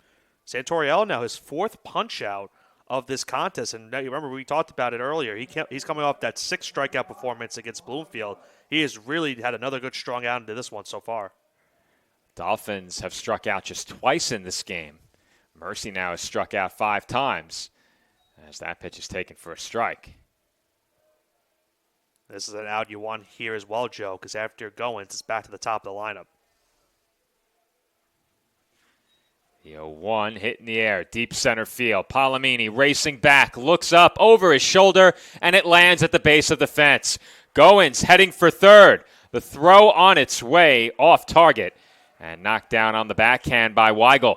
It's a 1-out triple for Kalanji Goins, and the Mavericks now have the tying run 90 feet away. Well, it's kind of looking like what happened for Goins when he was in the field, when Anthony Sotero hit that ball into center field. Palomini tried to track that one down, and that one just went over his head. And for a second, if that ball had a little bit more air on it, Joe, could have hit the batter's eye in center field. That was a deep hit ball by Goins. And the number 9 hitter gets a 1-out triple, and that brings it back to the top of the lineup at Peyton Jemison. Dolphins bring the infield in as Jemison bounces one foul. The Mavericks leadoff hitter in this game, 2 for 2 with a walk. 3 runs batted in. All those coming via that triple he had back in the 2nd. This is the first big trouble for Santoriello since coming in. And he deals strike 2. Expect him here at 0-2 to try to get Jemison to chase. We mentioned that they haven't really chased a lot of pitches today, but on 0-2, you try to see if maybe he makes him chase, but you have to be careful. Can't have a 4-to-wild pitch. And Jemison just stays alive there. Another at bat where we've seen one of those Mavericks hitters kind of lunge in, Joe, to try to make the contact with the ball. Do what it takes to stay alive. I also heard a thud outside. I don't know. So did I. Yeah, so did okay. I. Either the bleachers or the overhang above our camera. I don't think the ball was in that direction, though. No. So it was more towards the parking lot, I thought. I just realized something today, Nick. What was that? I can park in the staff lot. Oh. That gated lot. Oh, okay. It's a bit closer than the top row near the building. Here comes the 1-2. Low, 2-2. And that's a pitch you want him to chase on. That was not a bad pitch right there from Santoriello, but Jemison has some good eye awareness to not swing at that one. Now evens the count at 2. 2-2 on its way. Breaking ball down and away. Full count. And we've already seen Jemison steal a base in this game, Joe. So if he were to get on via the walk, would certainly be a candidate to try to get onto second with a stolen base to prevent a double play from happening. Count now full on the Mavericks leadoff man. 3-2. Hit on the ground and past the diving Vigliotti into right field for a base hit. Jemison headed for second. The throw by Kehoe. And he almost came off the base, Nick. Yep. But Jemison did a good job to keep that hand anchored to the bag. And he has himself a game-tying RBI double. And look what he did once again, Joe. He again lunged in on the pitch to make contact. And he got that one past the diving glove of Vigliotti into right for a base hit. But you mentioned it, he was very close to almost coming off the bag at second and getting tagged out. He's now into second with a double and now gives his team a tie and with a chance of a go-ahead hit right here for Nisco. Nisco 2 for 3, 3 runs batted in. And he looks at ball 1. Not to be lost in that play as well, Nick. Great play in right field by Kehoe to get to that ball and then to make it close at second base. He threw it in the spot where you want to have it in terms of trying to get the runner out, and they almost did. That's it high in the air out toward right center. Kehoe under it makes the catch, and the throw comes in to Cetera, who dives at the runner and does not get the out. Jemison nonchalantly made his way back to second. Cetera diving at him to try and make the out. Gotta love the effort. Gotta love the effort. So now it'll be up to Bernard Jr. here, Joe. 2 outs in the inning. The Dolphins are hoping at least that Santoriello can get out of this inning, keeping the game tied. Bernard Jr. 0 for 3 at the plate. Tying run in scoring position with 2 away as he takes high and outside ball 1.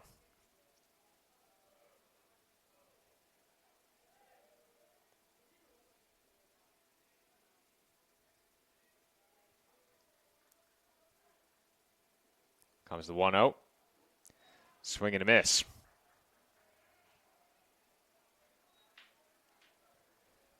Mavericks in this game with 9 hits. 5 of those have come from the top 2 hitters in their lineup.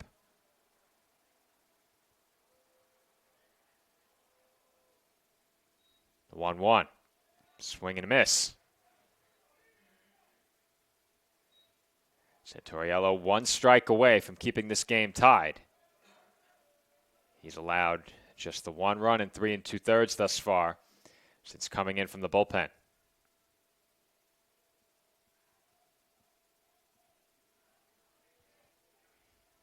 The 1-2. Swung on and missed. Strike 3. 5th strikeout from Michael Santoriello, and he strands the tying run in scoring position here in the 6th. But not before the Mavericks get even. The Dolphins take the lead in the home 5th. The Mavericks tie the score at 8 as we head to the bottom half of inning number 6. The Kettle Black on Staten Island, a top 5 wing joint in America by Food and Wine magazine. Serving daily lunch and dinner at the bar or on the floor. Perfect for family and group parties with top shelf drink and delicious food. From great times with good friends, live sports and watch parties, to Staten Island's hottest nightlife. The Kettle Black features live music and DJs weekly. The Kettle Black features daily and nightly food and drink specials. The best Staten Island has to offer is at the Kettle Black. We'll see you there at the Kettle Black, located on 415 Forest Avenue, Staten Island.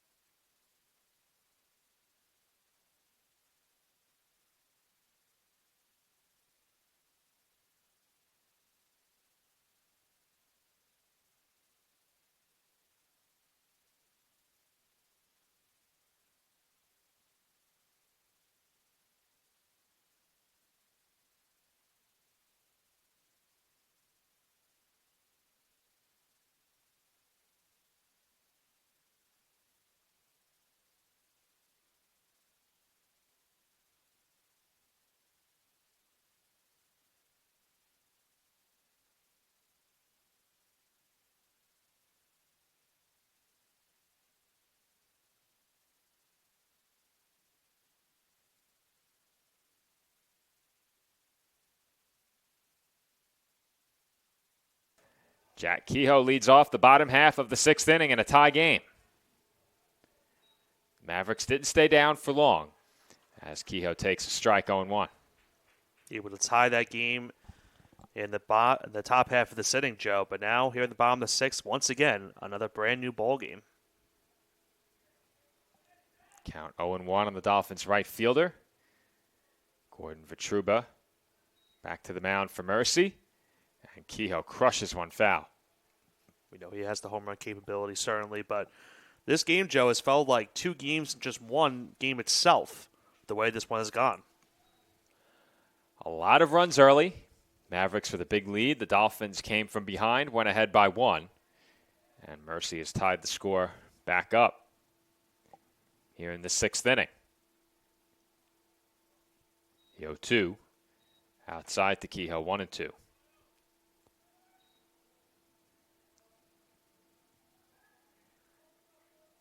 See action going up on both bullpens for these teams. See if Vitruba can get a 4th inning of work. 1-2. Fouled straight back. Thankful for that one that had some air on it and went over the press box. Bet those cars in the parking lot over at Softball thought they were safe. Yeah. You usually think you would be safe in that spot. I wouldn't park there personally. No. I'd park back by the batting cages. Yes. That's where I park when we have our students and staff softball game. That's a show of no confidence in the power bats of the students and staff as Kehoe looks at a called strike 3. Well, I mean, you're parking in center field, so I feel like that's the one spot you're not going to see the home run go into. Well, if you're Nick Durst pitching to Sal Caruso. Well, that was in left field. That was a Bob, though. Sorry, the cages are in left center. Yes. But Sal did hit the it was home more run towards straight away left.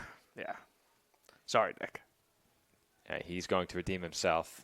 Tonight, Beginning tonight. He's going to, yep. We need to get a live stream from that game.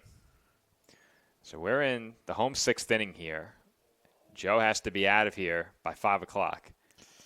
Lou's going to tag in late in this game as Vigliotti lines one straight to the glove of Jemison for the 2nd out. A tough break for Vigliotti right there at the plate. Looked like he had another off-speed pitch, but right to Jemison's glove. That will bring up Jaden Waterman. Waterman without an official at-bat in this game. Sacrifice fly and a couple of walks. Crazy to think that you would have 4 at-bats in the game and still none officially for the day. That's down and away, ball 1.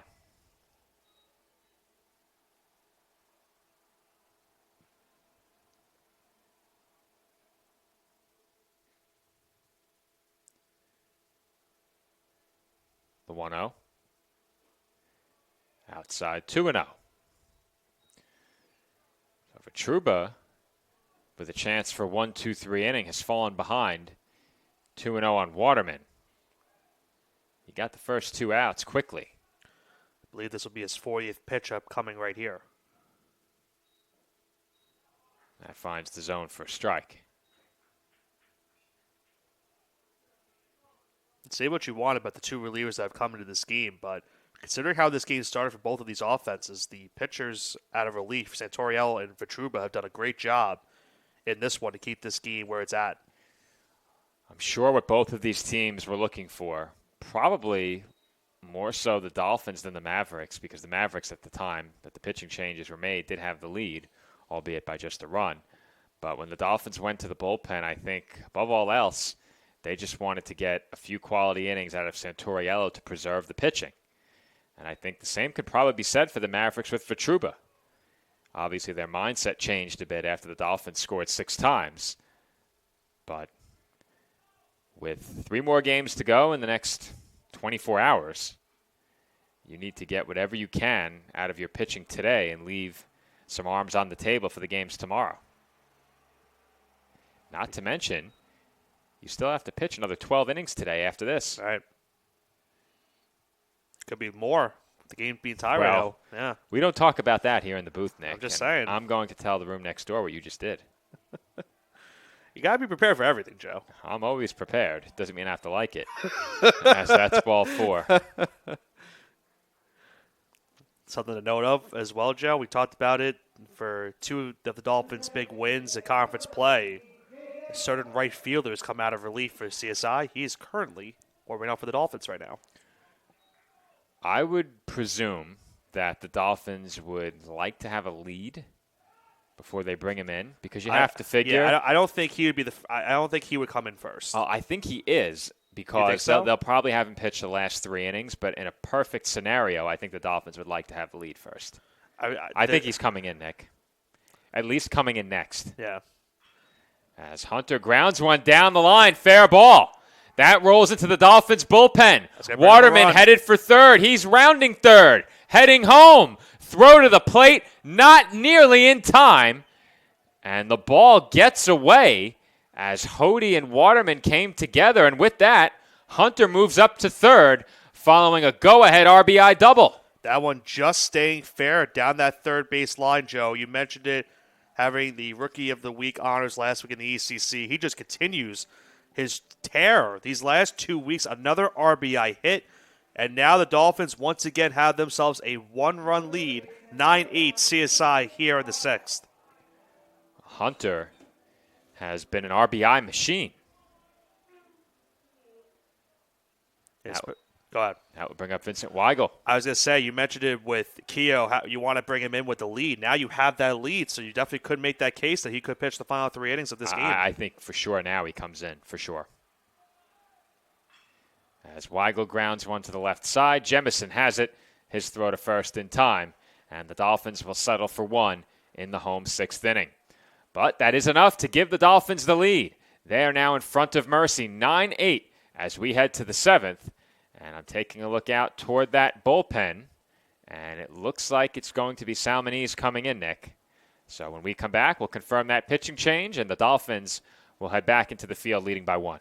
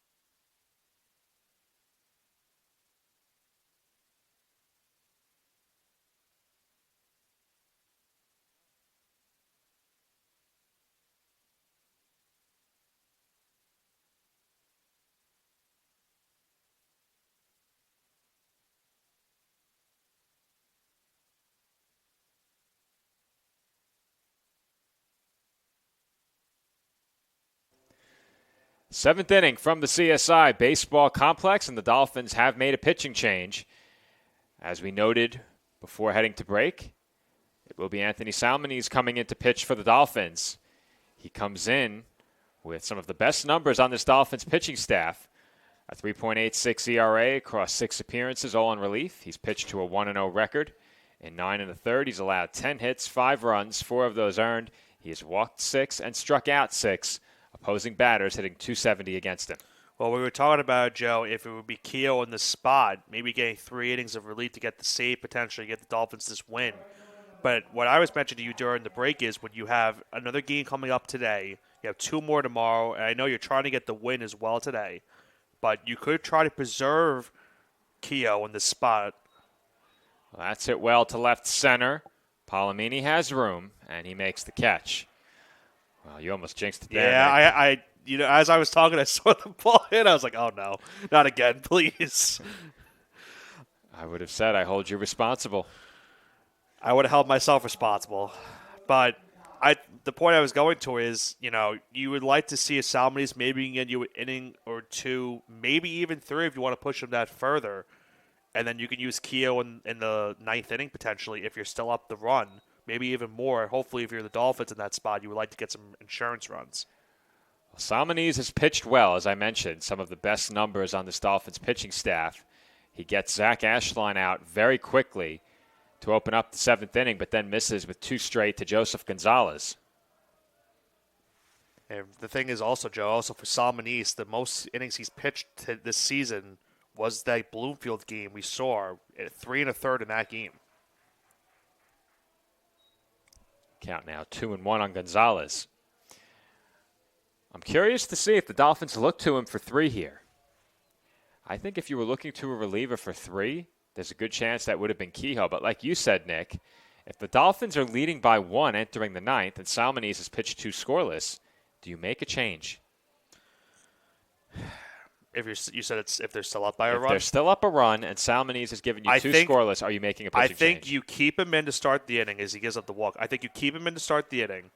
If he gets into trouble to start the inning, then you make the change. I think you have to give him at least the benefit of the doubt and try to give him the 9th to start. But for this spot, the Dolphins are hoping that they can at least keep that lead as the walk now gets up Sean McAdams as the go-ahead runner. So McAdams comes to the plate here with the tying run at first. Dolphins infield is going to talk this one over. I don't think there's any chance that Mercy would bunt here. Yeah, I don't. I'd be stunned. Not with 1 out. I've been stunned a lot this last week, but yeah, you never know. A step above that would be stone cold stunned. Yeah. That would be pretty much the case. Or springboard stunned. Springboard stunned. What an odd maneuver. I know. Pitch on its way, and that's in for a strike. We're still in a WrestleMania type feel. A few weeks away from that. I'll check on the runner at first here. That was pretty close considering it looked like he kind of stumbled towards first base. Was the runner Gonzalez. Gonzalez already has himself a stolen base in this game as well. Long look in from Salmonese here. And the breaking ball misses inside, 1-1. Almost hit the batter, but it looked like for just a split second Gonzalez was going to go, but he head back to first.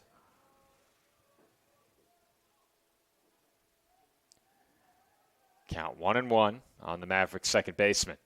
There goes the runner, and he stops as that's fouled off. Second straight time he's done that. A big pitch here for Salmonese, Joe. With 1 and 2, we'll see maybe if he tries to get the batter to chase, get that strikeout, and record the second out of this inning. Big pitch here for Salmonese. 1 and 2, the tying run at first, 1 out. Another long look in as the runner takes off, and the pitch ends up against the Mavericks dugout. The runner heading for third in with plenty of time. And things go from precarious to much more precarious for the Dolphins as Gonzalez goes first to third. Well, I mentioned he was going to try to make him chase on that pitch, Joe, and he did try to do that, but it took a weird bounce pretty much maybe off the home plate itself or maybe just off of the leg of Brito, and it almost went into the dugout, and now the Dolphins have to move their infield in to try to prevent the tie run from scoring. Count even at 2. Infield in. 2-2. Hit in the air to right. Hit well. Kehoe racing back, and he's got it. But that will tie the game as the wild pitch proves to be costly. And the Mavericks, with a sacrifice fly, have gotten even once again. We're knotted up at 9. It's kind of similar to what we saw happen with the balk earlier, Joe, where the balk allowed CSI to take the lead on a sacrifice fly. That wild pitch allowed 2 advanced bags on that one, and now ties this game once again, 9-9 here in the 7th. Well, we know that softball loves free bases, Nick, and these two teams loving the free bases today. The balk, the wild pitch, obviously the free passes early in the game that set up a couple of rallies, and we're all even again. There's a big swing and a miss at that pitch by Gabe Sanders. The count even on him, 1-1. We'll be seeing a lot of softball next week here on campus. In case you haven't checked our schedule pages, the weekend has been rained out. There will be no baseball and no softball here at CSI this weekend. Complete washout. However, Monday, Tuesday, Wednesday, at the CSI softball complex. And there's rain in the forecast on Monday. We'll see if we get that one in.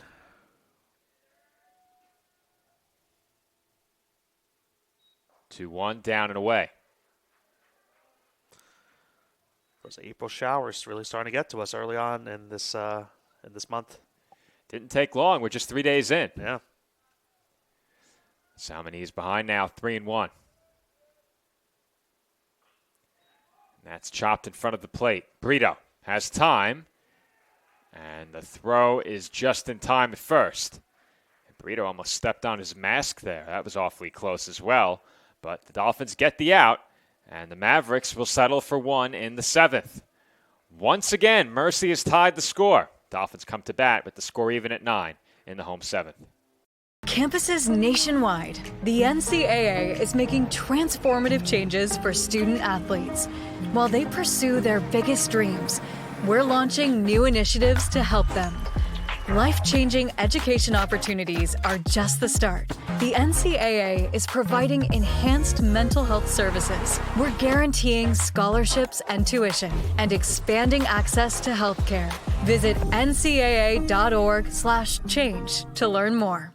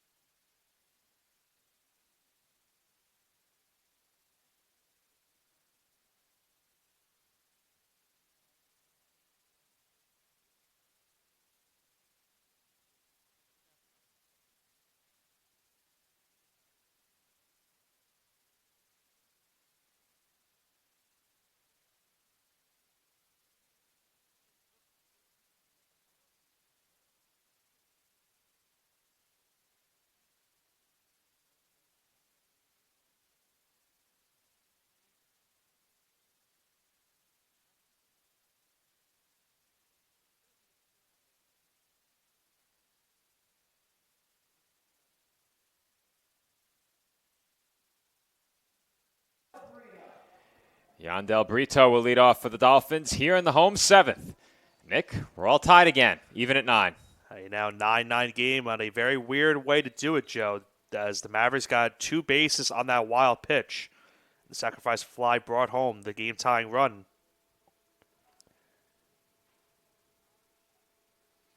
First pitch of the home seventh on its way. Breaking ball strike. Big hook there on the first pitch. And Gordon Vitruba still out there for Mercy. Yeah, looking for a 5th inning of relief in this game. He has gotten a start this season for this Mavericks team. He's basically gotten a start in this game out of relief. He's pitched starters innings, that's for sure. And Brito hits one out to right center. Will that find the gap? It will. It comes to rest just shy of the warning track, and Brito is into second base standing with a leadoff double. Brito getting himself his 2nd hit of this game, Joe, and now he is the go-ahead runner in scoring position for CSI. A big spot, and we'll see what the Dolphins now do with Terra and Rodriguez coming up to the plate. If there was ever a time to bunt, Nick, I think it's now. However, we've seen it before. The Dolphins do not typically bunt with a runner on second and nobody out, so I'm curious to see if they do so here. Looks like it's time for a pitching change. And he couldn't have asked much more for Vitruba in this game, Joe. He does come out of the game after giving up that double, but 4 innings of relief. The game is now tied again as he kept this game within reach for his team. And now we'll see who comes out of the bullpen for the Mavericks trying to keep this game tied with the Dolphins having the go-ahead runner in scoring position. And we'll get you that information when we come back. Our score, even at 9. The go-ahead run on base for the Dolphins here in the 7th. That's a timeout on betting.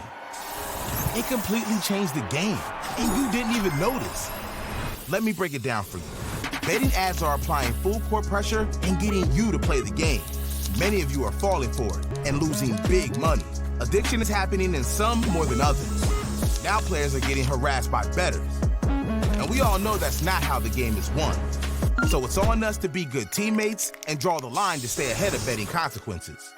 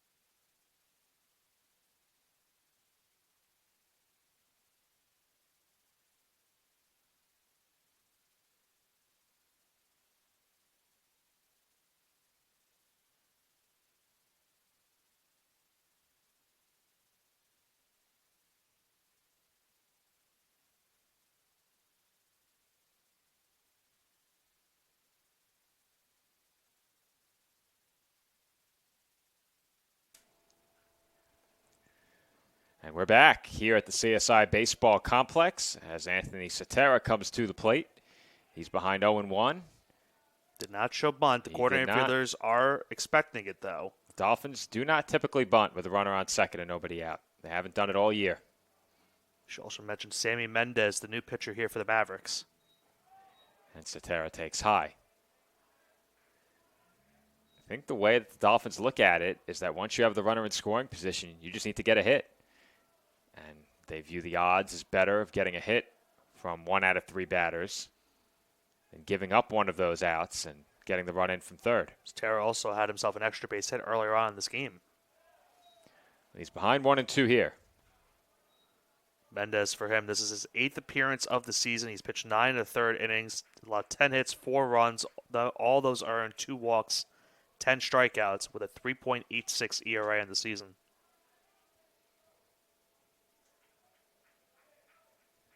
He's ahead 1-2. And that's it out to right center. Should be deep enough to get the runner to third.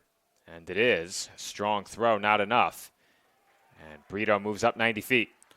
Well, it's a productive out right there for Cetera. He moves the runner closer to scoring. And now for Rodriguez, all he has to do now is get himself another sacrifice fly, and he can give the Dolphins back the lead. Well, that effectively is the same as the sacrifice. Move the runner up 90 feet. And I say it all the time, Nick, you have to get runners in from third with less than 2 outs. Have to do it.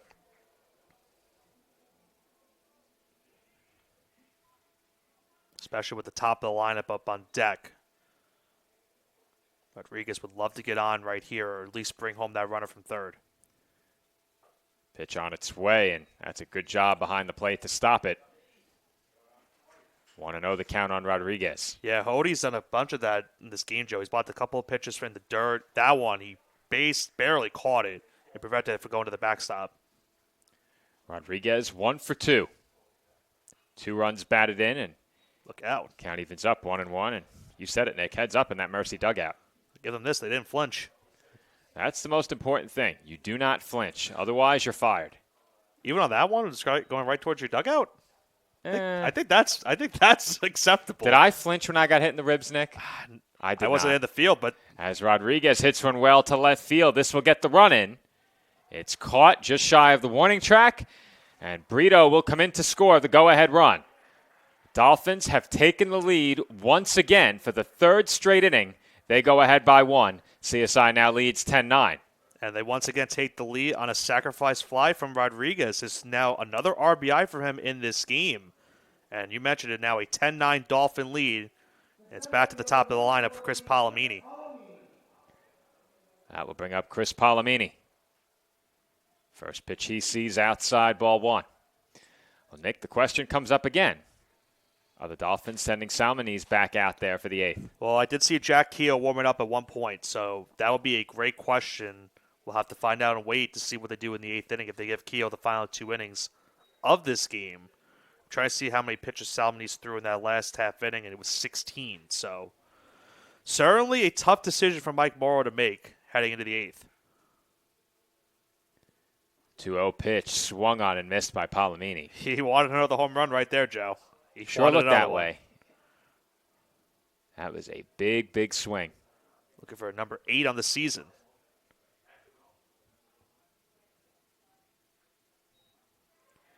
And Palomini went around. 2-2. Yeah, he kind of got jammed up on that one. Couldn't really decide if he wanted to swing or not. Now the count even to 2.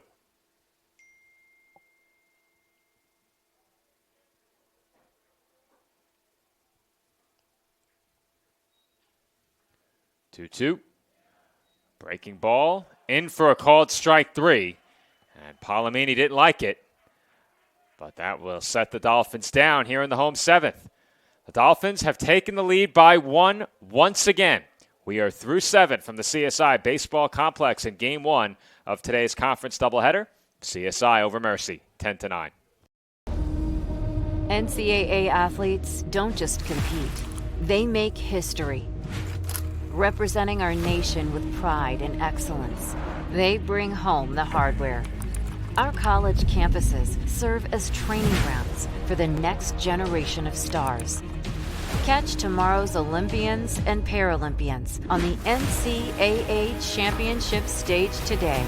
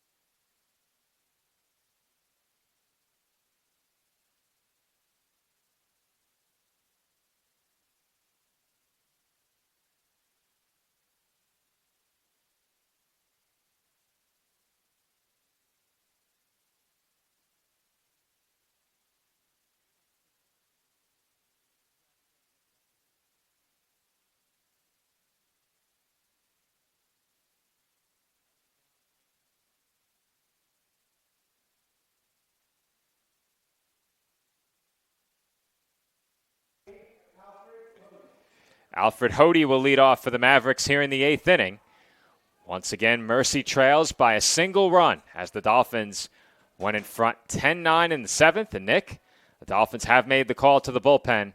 Ryan Kehoe on for what we would presume is going to be a 6-out save. Well, Ryan Kehoe started. I was about to say it was Jack. I was just about to correct myself, but you were so eager to do it for me. You always got to pounce on those opportunities when I can get them. Yeah, I don't make many mistakes. You got to take advantage when they happen. As that's bounced to short, Satera Fields took a second to get it out of his glove and lost the play. That's a costly one right there, Joe. You saw it. He was kind of having trouble getting out of the glove. The throw goes offline, and a costly error to start off this 8th inning for CSI, as we expect Kehoe to get these last 2 innings, and they're hoping they can hold on to this lead. And now you bring up Goins, and we saw what he did already in this game, Joe. Had a if not hitting that into center field, he would have had a good home run bid. He got himself a triple earlier on. See what the Mavericks do here. And they are going to show bunt as Goins takes a strike. He did show bunt in his first at-bat of the day when he walked. So not surprised he's showing bunt again here, but we know after what we saw earlier, he certainly has the capability of hitting it into the gap. Well, the Dolphins are not paying any respect to the bunt. Corner infielders way back, and now it's a 2-strike count. Yeah, very surprised by that, but now they won't show bunt here on 0-2. So Goins will have to swing away and try to protect the plate. Comes the 0-2. Up and away, 1-2. Well, Joey mentioned it, that doubleheader that we had for the Dolphins against Queens, where that was a very good doubleheader that we had in that one. Game 1 has really provided some memorable moments in this one, and we still have another game to go. And Goins chases a high fastball as he swings through it for strike 3. Nice job by Kehoe to get him to chase. A huge out number 1. But now it's back to the top of that Maverick lineup, and it brings up Jemison. That will bring up Peyton Jemison. 3 for 3 on the day with 2 doubles, 4 RBIs. That's hitting the air out to right. Riley being tested early, and he made the catch. No, he didn't. He played it on a hop. How did he do that over the shoulder, Nick? I don't know. How did he do that? I was just as confused as you were. I thought he caught it, but he somehow played it on a hop over his shoulder. Where did that ball bounce? I don't know. I think, obviously, if you're CSI, you're grateful it didn't bounce away from him because that would have brought home the runner. But now, big trouble looming for the Dolphins. Nisco comes up with the tying run at third and the go-ahead runner at second. That's a great play to come up with that ball, because if that ball doesn't end up in his glove on one hop, this game is tied, and the go-ahead run stands at third. Instead, 2 in scoring position. The Dolphins still lead by a run. The infield in all around, and Nisco swings and misses for strike 2. The Dolphins hoping, Joe, that error that they had to start the inning does not plague them in this spot. Kehoe a strike away from a huge second out of this inning. The 0-2. Swung on and missed. Strike 3. Huge strikeout for Jack Kehoe as Nisco goes down swinging on just 3 pitches. And he pretty much threw 3 fastballs right by him on that at-bat, Joe. Nisco had no chance on that last one. It was just a bit late. And now it will be up to Bernard Jr. 2 outs, second and third. What a spot in this game for these two teams. Bernard Jr. 0 for 4 at the plate. He would like to end that 0 for right here. And he takes in the dirt, ball 1.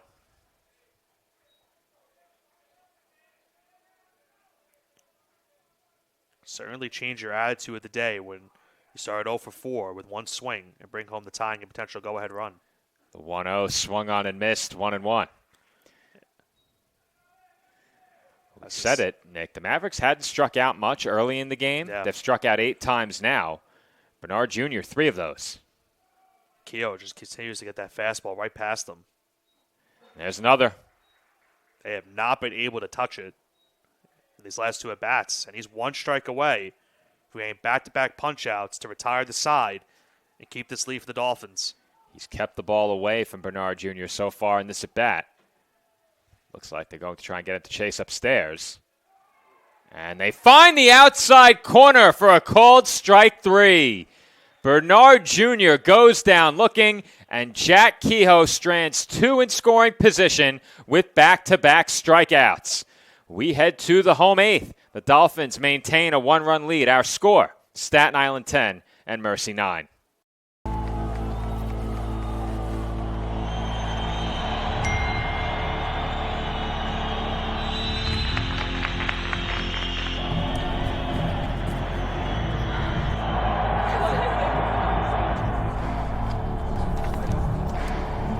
If you want to win in every arena of college life,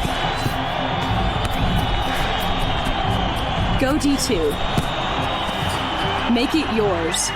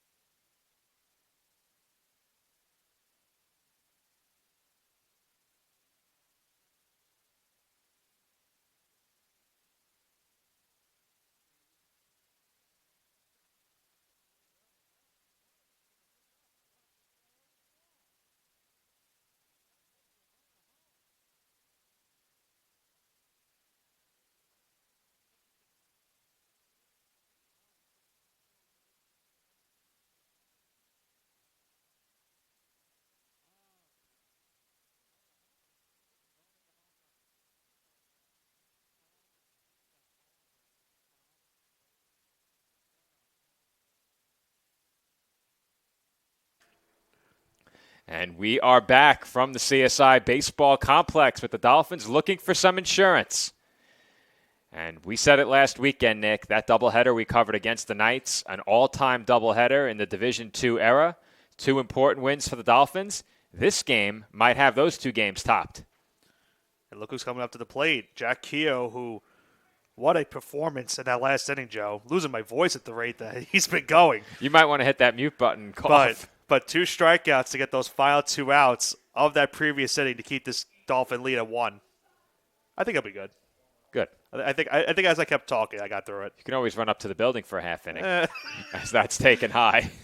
Yeah, I mean, listen, it worked out. It worked out for CSI because once you returned, they scored. It worked 6 out for Mercy when I left, and then I came back, and the Dolphins capitalized. Yeah. Kehoe would love to add to his cause right here if he can get on with the leadoff single. 1-2, up and away, 2-2. It's a good spot for the Dolphins lineup as well. You want to get some insurance runs. 2, 3, and 4 for CSI up in the inning. And that pitch is hit toward right center. And once again, losing his hat out there was Goins, but he makes the catch. He must have found out about the players on CSI losing their hats on days like this. Well, he didn't find out because he would have secured his hat a bit better. That's also true. Are you a size 7 7/8 in the wind? I mean, I'm wearing a size 8 hat, Joe. I have a big head. That's a dome. Yeah. Thanks. Like that hat might fit a basketball. Yeah, pretty much. Nick Durst tried to give me that hat, as I mentioned earlier, and I put it on, and it was that was before I even tied the hat. Like, there was no way it was going to fit my head. There was no chance. I was mentioning to him when we played that faculty and staff game last year for softball, where I was surprised they had a hat that actually fit my head. I was like, wow, I can actually keep this. Those hats are very nice. As A.J. Vigliotti takes ball 2. Unfortunately, I had to play behind the plate in that game, so the hat pretty much was soaked through the way that game went. Well, if you go on Amazon for a couple of bucks, you can get a frame that you put inside of your hat. You can put the hat in the washing machine. Might have to do that. Mine got completely soaked in Florida covering softball. It was a bit hot outside. Just a bit. Joe and I covering the games. My hat got a bit wet. Put it in the washing machine in one of those hat braces. Came out good as new. Works well. It works much better on the fitted hat than it does on the snapbacks. Right. They tend to be a bit more rigid, the fitted hats, and they don't bend. As Vigliotti takes ball 3, the count now 3-1.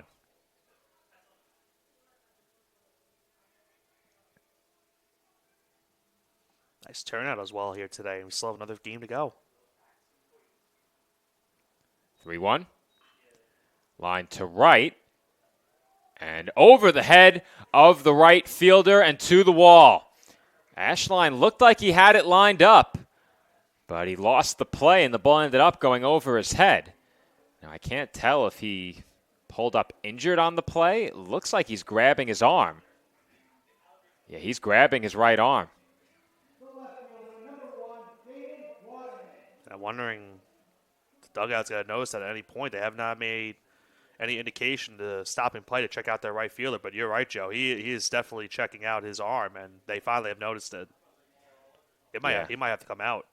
Yeah, he immediately put his hands on his head, and he's waving the support from his bench off.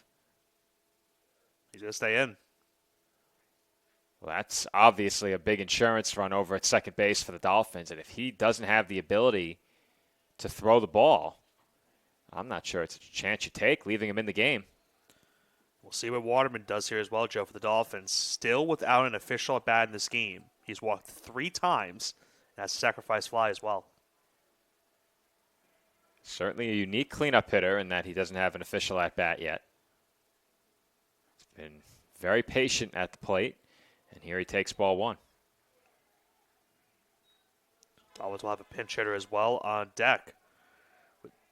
They're moving Keogh from right to the mound. They had to take away the DH. TJ Leno is up on the on-deck circle. And Waterman looks at a strike, 1-1. You know, CSI would love to get that insurance run home from second. Give Keogh a little bit more cushion in the 9th inning. With a potential 2-run lead. 1-1. Hit in the air, foul ground, looks playable. And that is a huge second out for the Mavericks. A big one, as you mentioned, for them. And now it will be up to Leno, the pinch hitter, to try to bring home that runner from second base. So Leno will pinch hit for Riley, who took over for Kehoe in right field. Dolphins hoping to scratch out an insurance run here in the home 8th. Vigliotti in scoring position with 2 outs.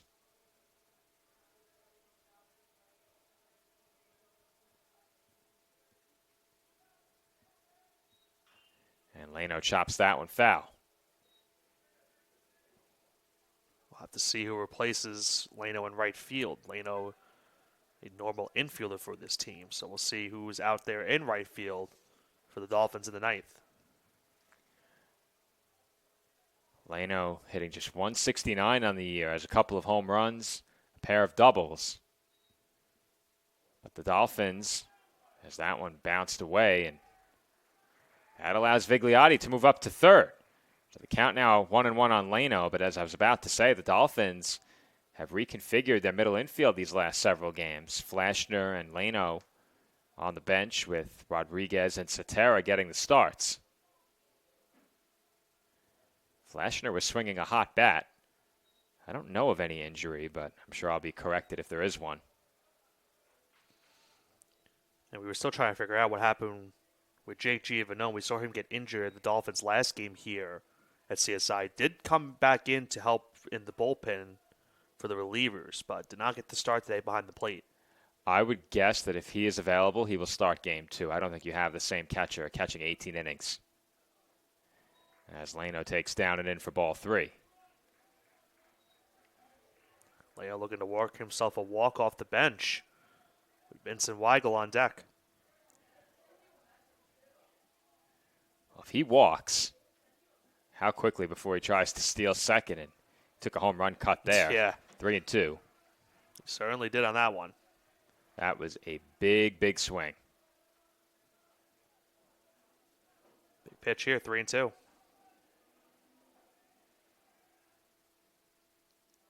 Payoff pitch. Hit sharply, but foul. Got down the first base line.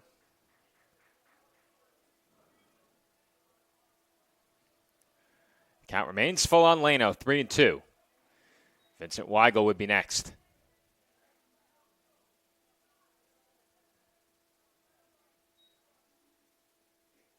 And that's inside for ball 4. A nice productive at bat there, Joe. Worked the count full, 3-2. Fouled off a couple pitches, and he works the walk. And now gives Vincent Weigel a chance to bring home that runner from third base. That will open up a force at second. But I said ahead of that walk, Nick, with a runner on third, you might send Leno here and try and induce that throw, maybe a rundown. Yeah. Maybe they let him take second without a throw. You never really know. And I think the Dolphins are going to send a pinch runner in here. They are. Could be Giovanone. We know he's an accomplished base stealer. Of course, after what he did last week. And it's Michael Flashner. So apparently he's good to go, at least in terms of running. You would think with the pinch runner, your point of what you said earlier about trying to get second base, induce maybe a rundown to get that runner from third home, or at least try to get 2 runners in scoring position, could be an effect on this at bat right here for Weigel. I don't think it's going to be long before he runs, as Weigel takes down and away. He got a very sizable lead on that first pitch, but did not go. Take one pitch to measure him up, maybe go on the next one. I would think so. That was a good pitch to run on, a breaking ball down and away. Credit to Hody as well for keeping that one from going to the backstop once again. Well, if they let him get a lead of that size, it's only a matter of time as Weigel takes inside 2-0. And if Weigel could get it on, Joe, you have Burrito on deck, who's had himself a nice day at the plate. He's 2 for 4. So you would love to give Burrito another chance to maybe get another base hit.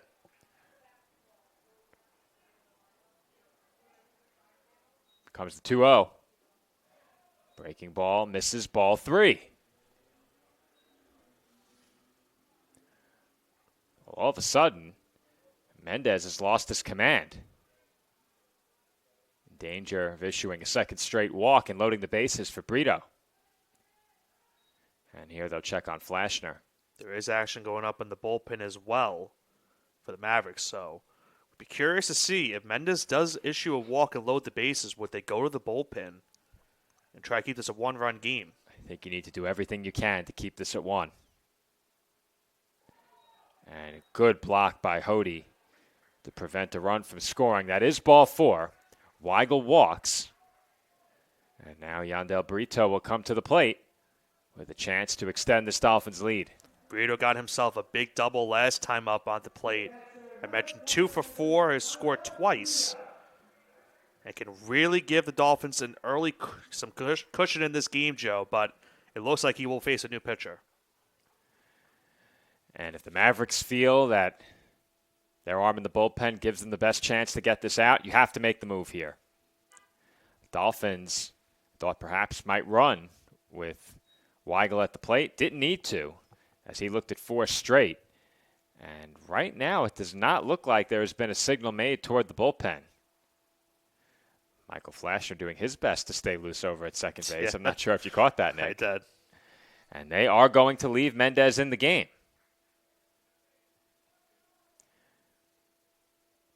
Well, last time Brito came up against Mendez, he had a long extra base hit. So you can't just groove him one here, but you have to think that you can't afford to fall behind either. Tough spot to be in on this first pitch. It's all or nothing in this at-bat right here for both of these teams. For the Dolphins, you give yourself a little bit more of a breather if you get some runs in. But as well for Mendez, if he's not able to get this out and the Dolphins get some extra runs, that'll be it for him on the day. Pitch on its way, and Brito takes a strike. Of course, for the Mavericks, they get the force at any base as well in this spot.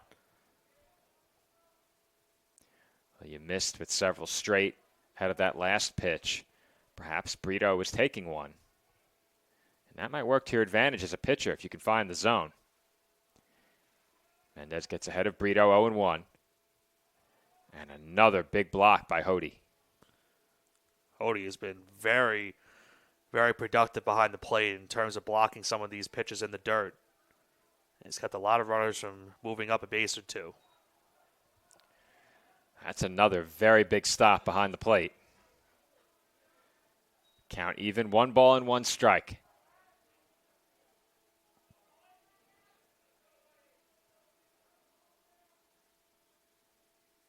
Here's the 1-1. Down and away, 2-1. Try to get him to chase on that outside corner. And with no bases open, Joe cannot afford a walk in this spot. Now down the count 2-1. You can't go behind 3-1. So you have to think the intention for Mendez in this spot will be to throw a strike. And as a hitter, you definitely know that. Definitely a hitter's count. And Brito takes a breaking ball on the corner, 2-2. Yeah, he cannot believe it, Joe. He thought that one was in the other's batter's box at that point. That breaking ball hung, and now Mendez is a strike away from getting out of the jam. 2 balls, 2 strikes, 2 outs, bases loaded in the home 8th. Dolphins lead at 10-9, looking for some insurance. Very long look from Mendez at the pitch clock, but steps off just in time. Yeah, he took a very long time on that one. May have been a pitch miscommunication between him and his catcher. He called time again. Well, the Dolphins are saying that's a disengagement. And now the umpires are going to discuss it. So is there a limit on disengagements? I thought there was, yeah. There is. Well, they've been throwing over 3 or 4 times in at-bats. There can't be. Maybe there's a limit on step-offs, I think but it's, not yeah, pickoffs. Step-offs itself, okay, but not pickoffs. So in the major leagues, a pickoff is a disengagement. Right. In college, apparently it is not, because we've seen more than 2 pickoffs in an at-bat. I don't think you can do it consecutive. I don't know. I don't know what the situation was. I think that's what they were discussing, if you could do it consecutively. Well, that missed badly. And the count is full, 3-2. So how about this now? The biggest pitch of this entire game up to date. Full count, 3-2, 2 outs, bases loaded, Dolphins up a run. Huge pitch here. Bases loaded, nowhere to put Brito. The payoff pitch. Down and away, ball 4. Great at bat from Brito. Vigliotti comes in to score. And the walk forces home a big Dolphins insurance run. It's now 11-9. It's just good play discipline from Brito there, Joe. Back-to-back pitches. Mendes tried to go on the outside corner with the breaking ball, and he did not swing at either one. Didn't chase it, and it gets the Dolphins now a 2-run lead, and Anthony Sotera will try to increase that. Anthony Sotera bats with the bases loaded here. Takes ball 1. Sotera 1 for 3. You know, for Mendes, he's now at 42 pitches here in relief. And the 1-0 is in for a strike. That one got away from Mendez a bit.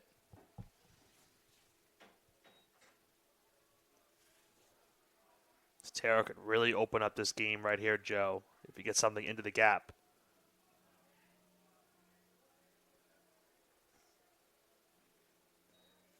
The 1-1. Called strike 2. Yeah, 1 strike away from getting out of the inning and at least limiting the damage to 1 run. Mavericks a strike away from getting out of this inning for a second time. Mendez comes set and delivers. Breaking ball in the dirt, 2-2. Once again, try to get the Dolphins to chase. The Dolphins have had some good quality at bats these last couple of hitters. They're not swinging at anything in the dirt. Count 2-2 now on Sotera. And that's chopped to the right side. Played cleanly at second. And a very soft toss over to first in time to retire the side. But the Dolphins do pick up an insurance run in the 8th. Jack Kehoe will return to the mound for the 9th, making a bid for the save. Dolphins lead it by 2. In NCAA Division II, student athletes leave a lasting impression on their communities. That's because Division II student athletes want to make a difference and truly be part of their surrounding communities. Through community engagement, thousands of student athletes from various backgrounds interact with community members who view them as role models. This interaction leaves a positive and perhaps even life-changing impression on all those involved. In Division II, we rise to the opportunity and make community engagement ours.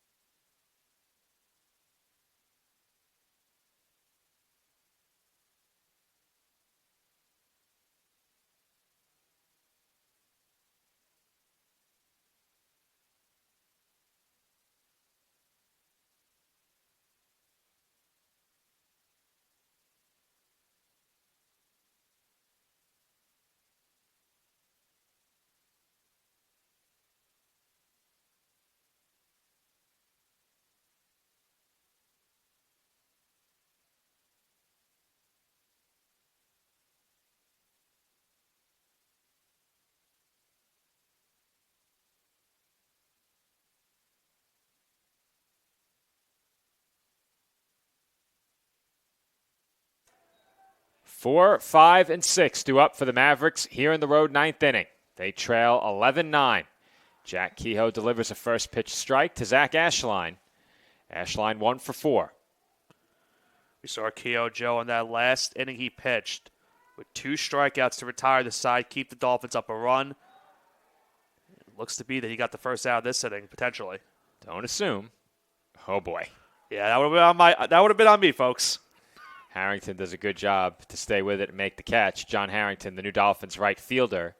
Chris Riley came on in place of Kehoe. Leno pinch hit for Riley. Harrington out there now.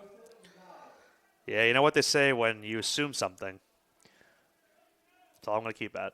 Well, I think you only did that to yourself, not to me. Yeah. Yeah.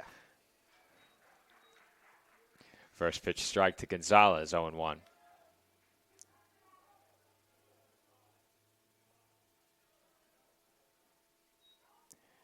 And that pitch skips in the dirt, 1-1. Dolphins can hang on in this game, Joe. They go to 5-4 at conference play, and they would be in sole possession of second place in the ECC standings. So it's a huge one for the Dolphins if they can hold on. Dolphins were eliminated from playoff contention fairly early last year. They could be playing to lock up a playoff spot in a couple of weekends if things break the right way against the Mavericks in this series. Considering how this game started, too, it looked very weary for CSI to even get a victory in this game, down 7 runs. That's fouled off.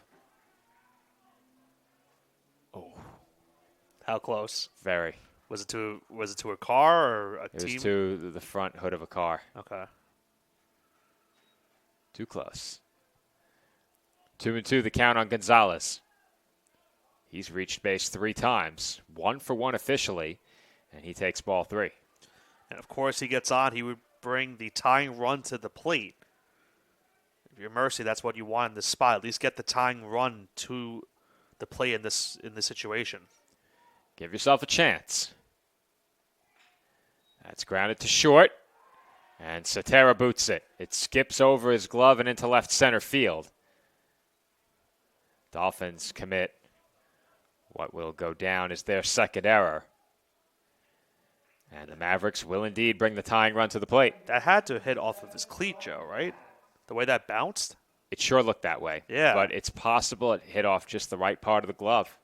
Because the ball, I think, at the last second bounced and then hit off his glove. But it may have hit the cleat. You could be right. Either way, it's Sotera's second error. And that pitch misses high for ball 1. Well, now they get the opportunity. Mercy, we mentioned it before, bringing that tying run to the plate. They bring it in McAdams.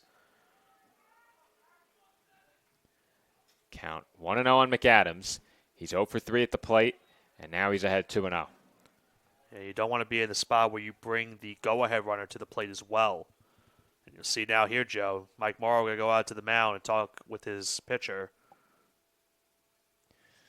Well, Kehoe, in a way, has been betrayed by his defense since coming in. A couple of costly errors have put the Mavericks in position to bring home some runs. They did not do so in the 8th, but now, here in the 9th, they have brought the tying run to the plate. And I was being told that there was action up on the Dolphin bullpen currently going on. And it looks like it's Nick Pucinelli warming up for CSI. 2-0 the count here on McAdams. Well, Joe, we saw him get a phenomenal double play ball against Malloy. Boy, would he love a double play ball right here. Absolutely. And there is a huge swing by McAdams for strike one. You could say that's a home run swing, the way he swung that one. I will say it. I am certain of it. There is no doubt in my mind. Huge swing. 2-1 the count. I won't mention if he has a home run or There's not this another season. big cut. No comment on his home run total this year, if he has one or not. He does not.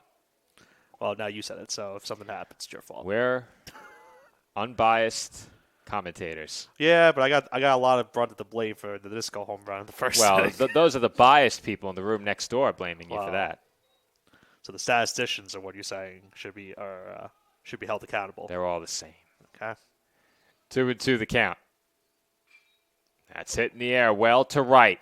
Harrington going back, has room, and makes the catch just shy of the warning track for out number 2. Well, I think on a normal day where the wind was blowing out into right field, Joe, that could have been the case for a home run ball.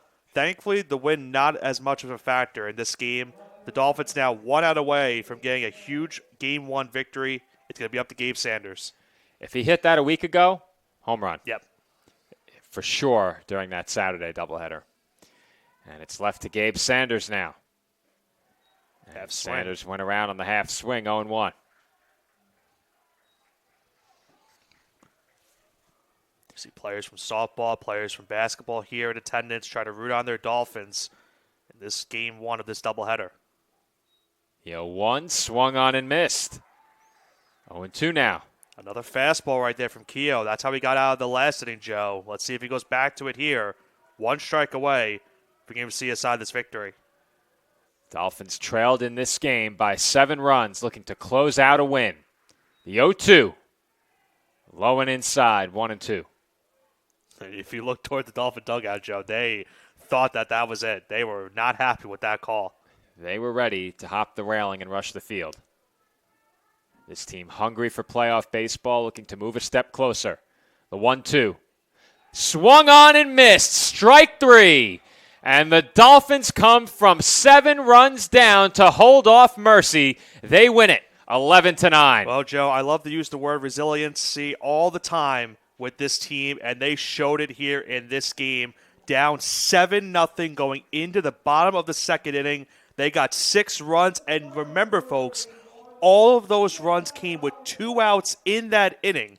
A 6 spot made it 7-6. And then look at what they did in the final innings of this game, Joe. From the 4th to the 8th inning, they at least put up 1 run in all of those innings, giving them an 11-9 victory. What a Game 1 of a doubleheader between these two teams. And we still have another 9-inning game to go between these two clubs. And you said it before, Nick. With a win in this game, the Dolphins move into sole possession of second place in the East Coast Conference standings. Malloy atop the standings 5-3. With that win, the Dolphins are now 5-4. Game 2 between the Dolphins and Mavericks will also be a 9-inning game. That game is coming up next, so be sure to stay right here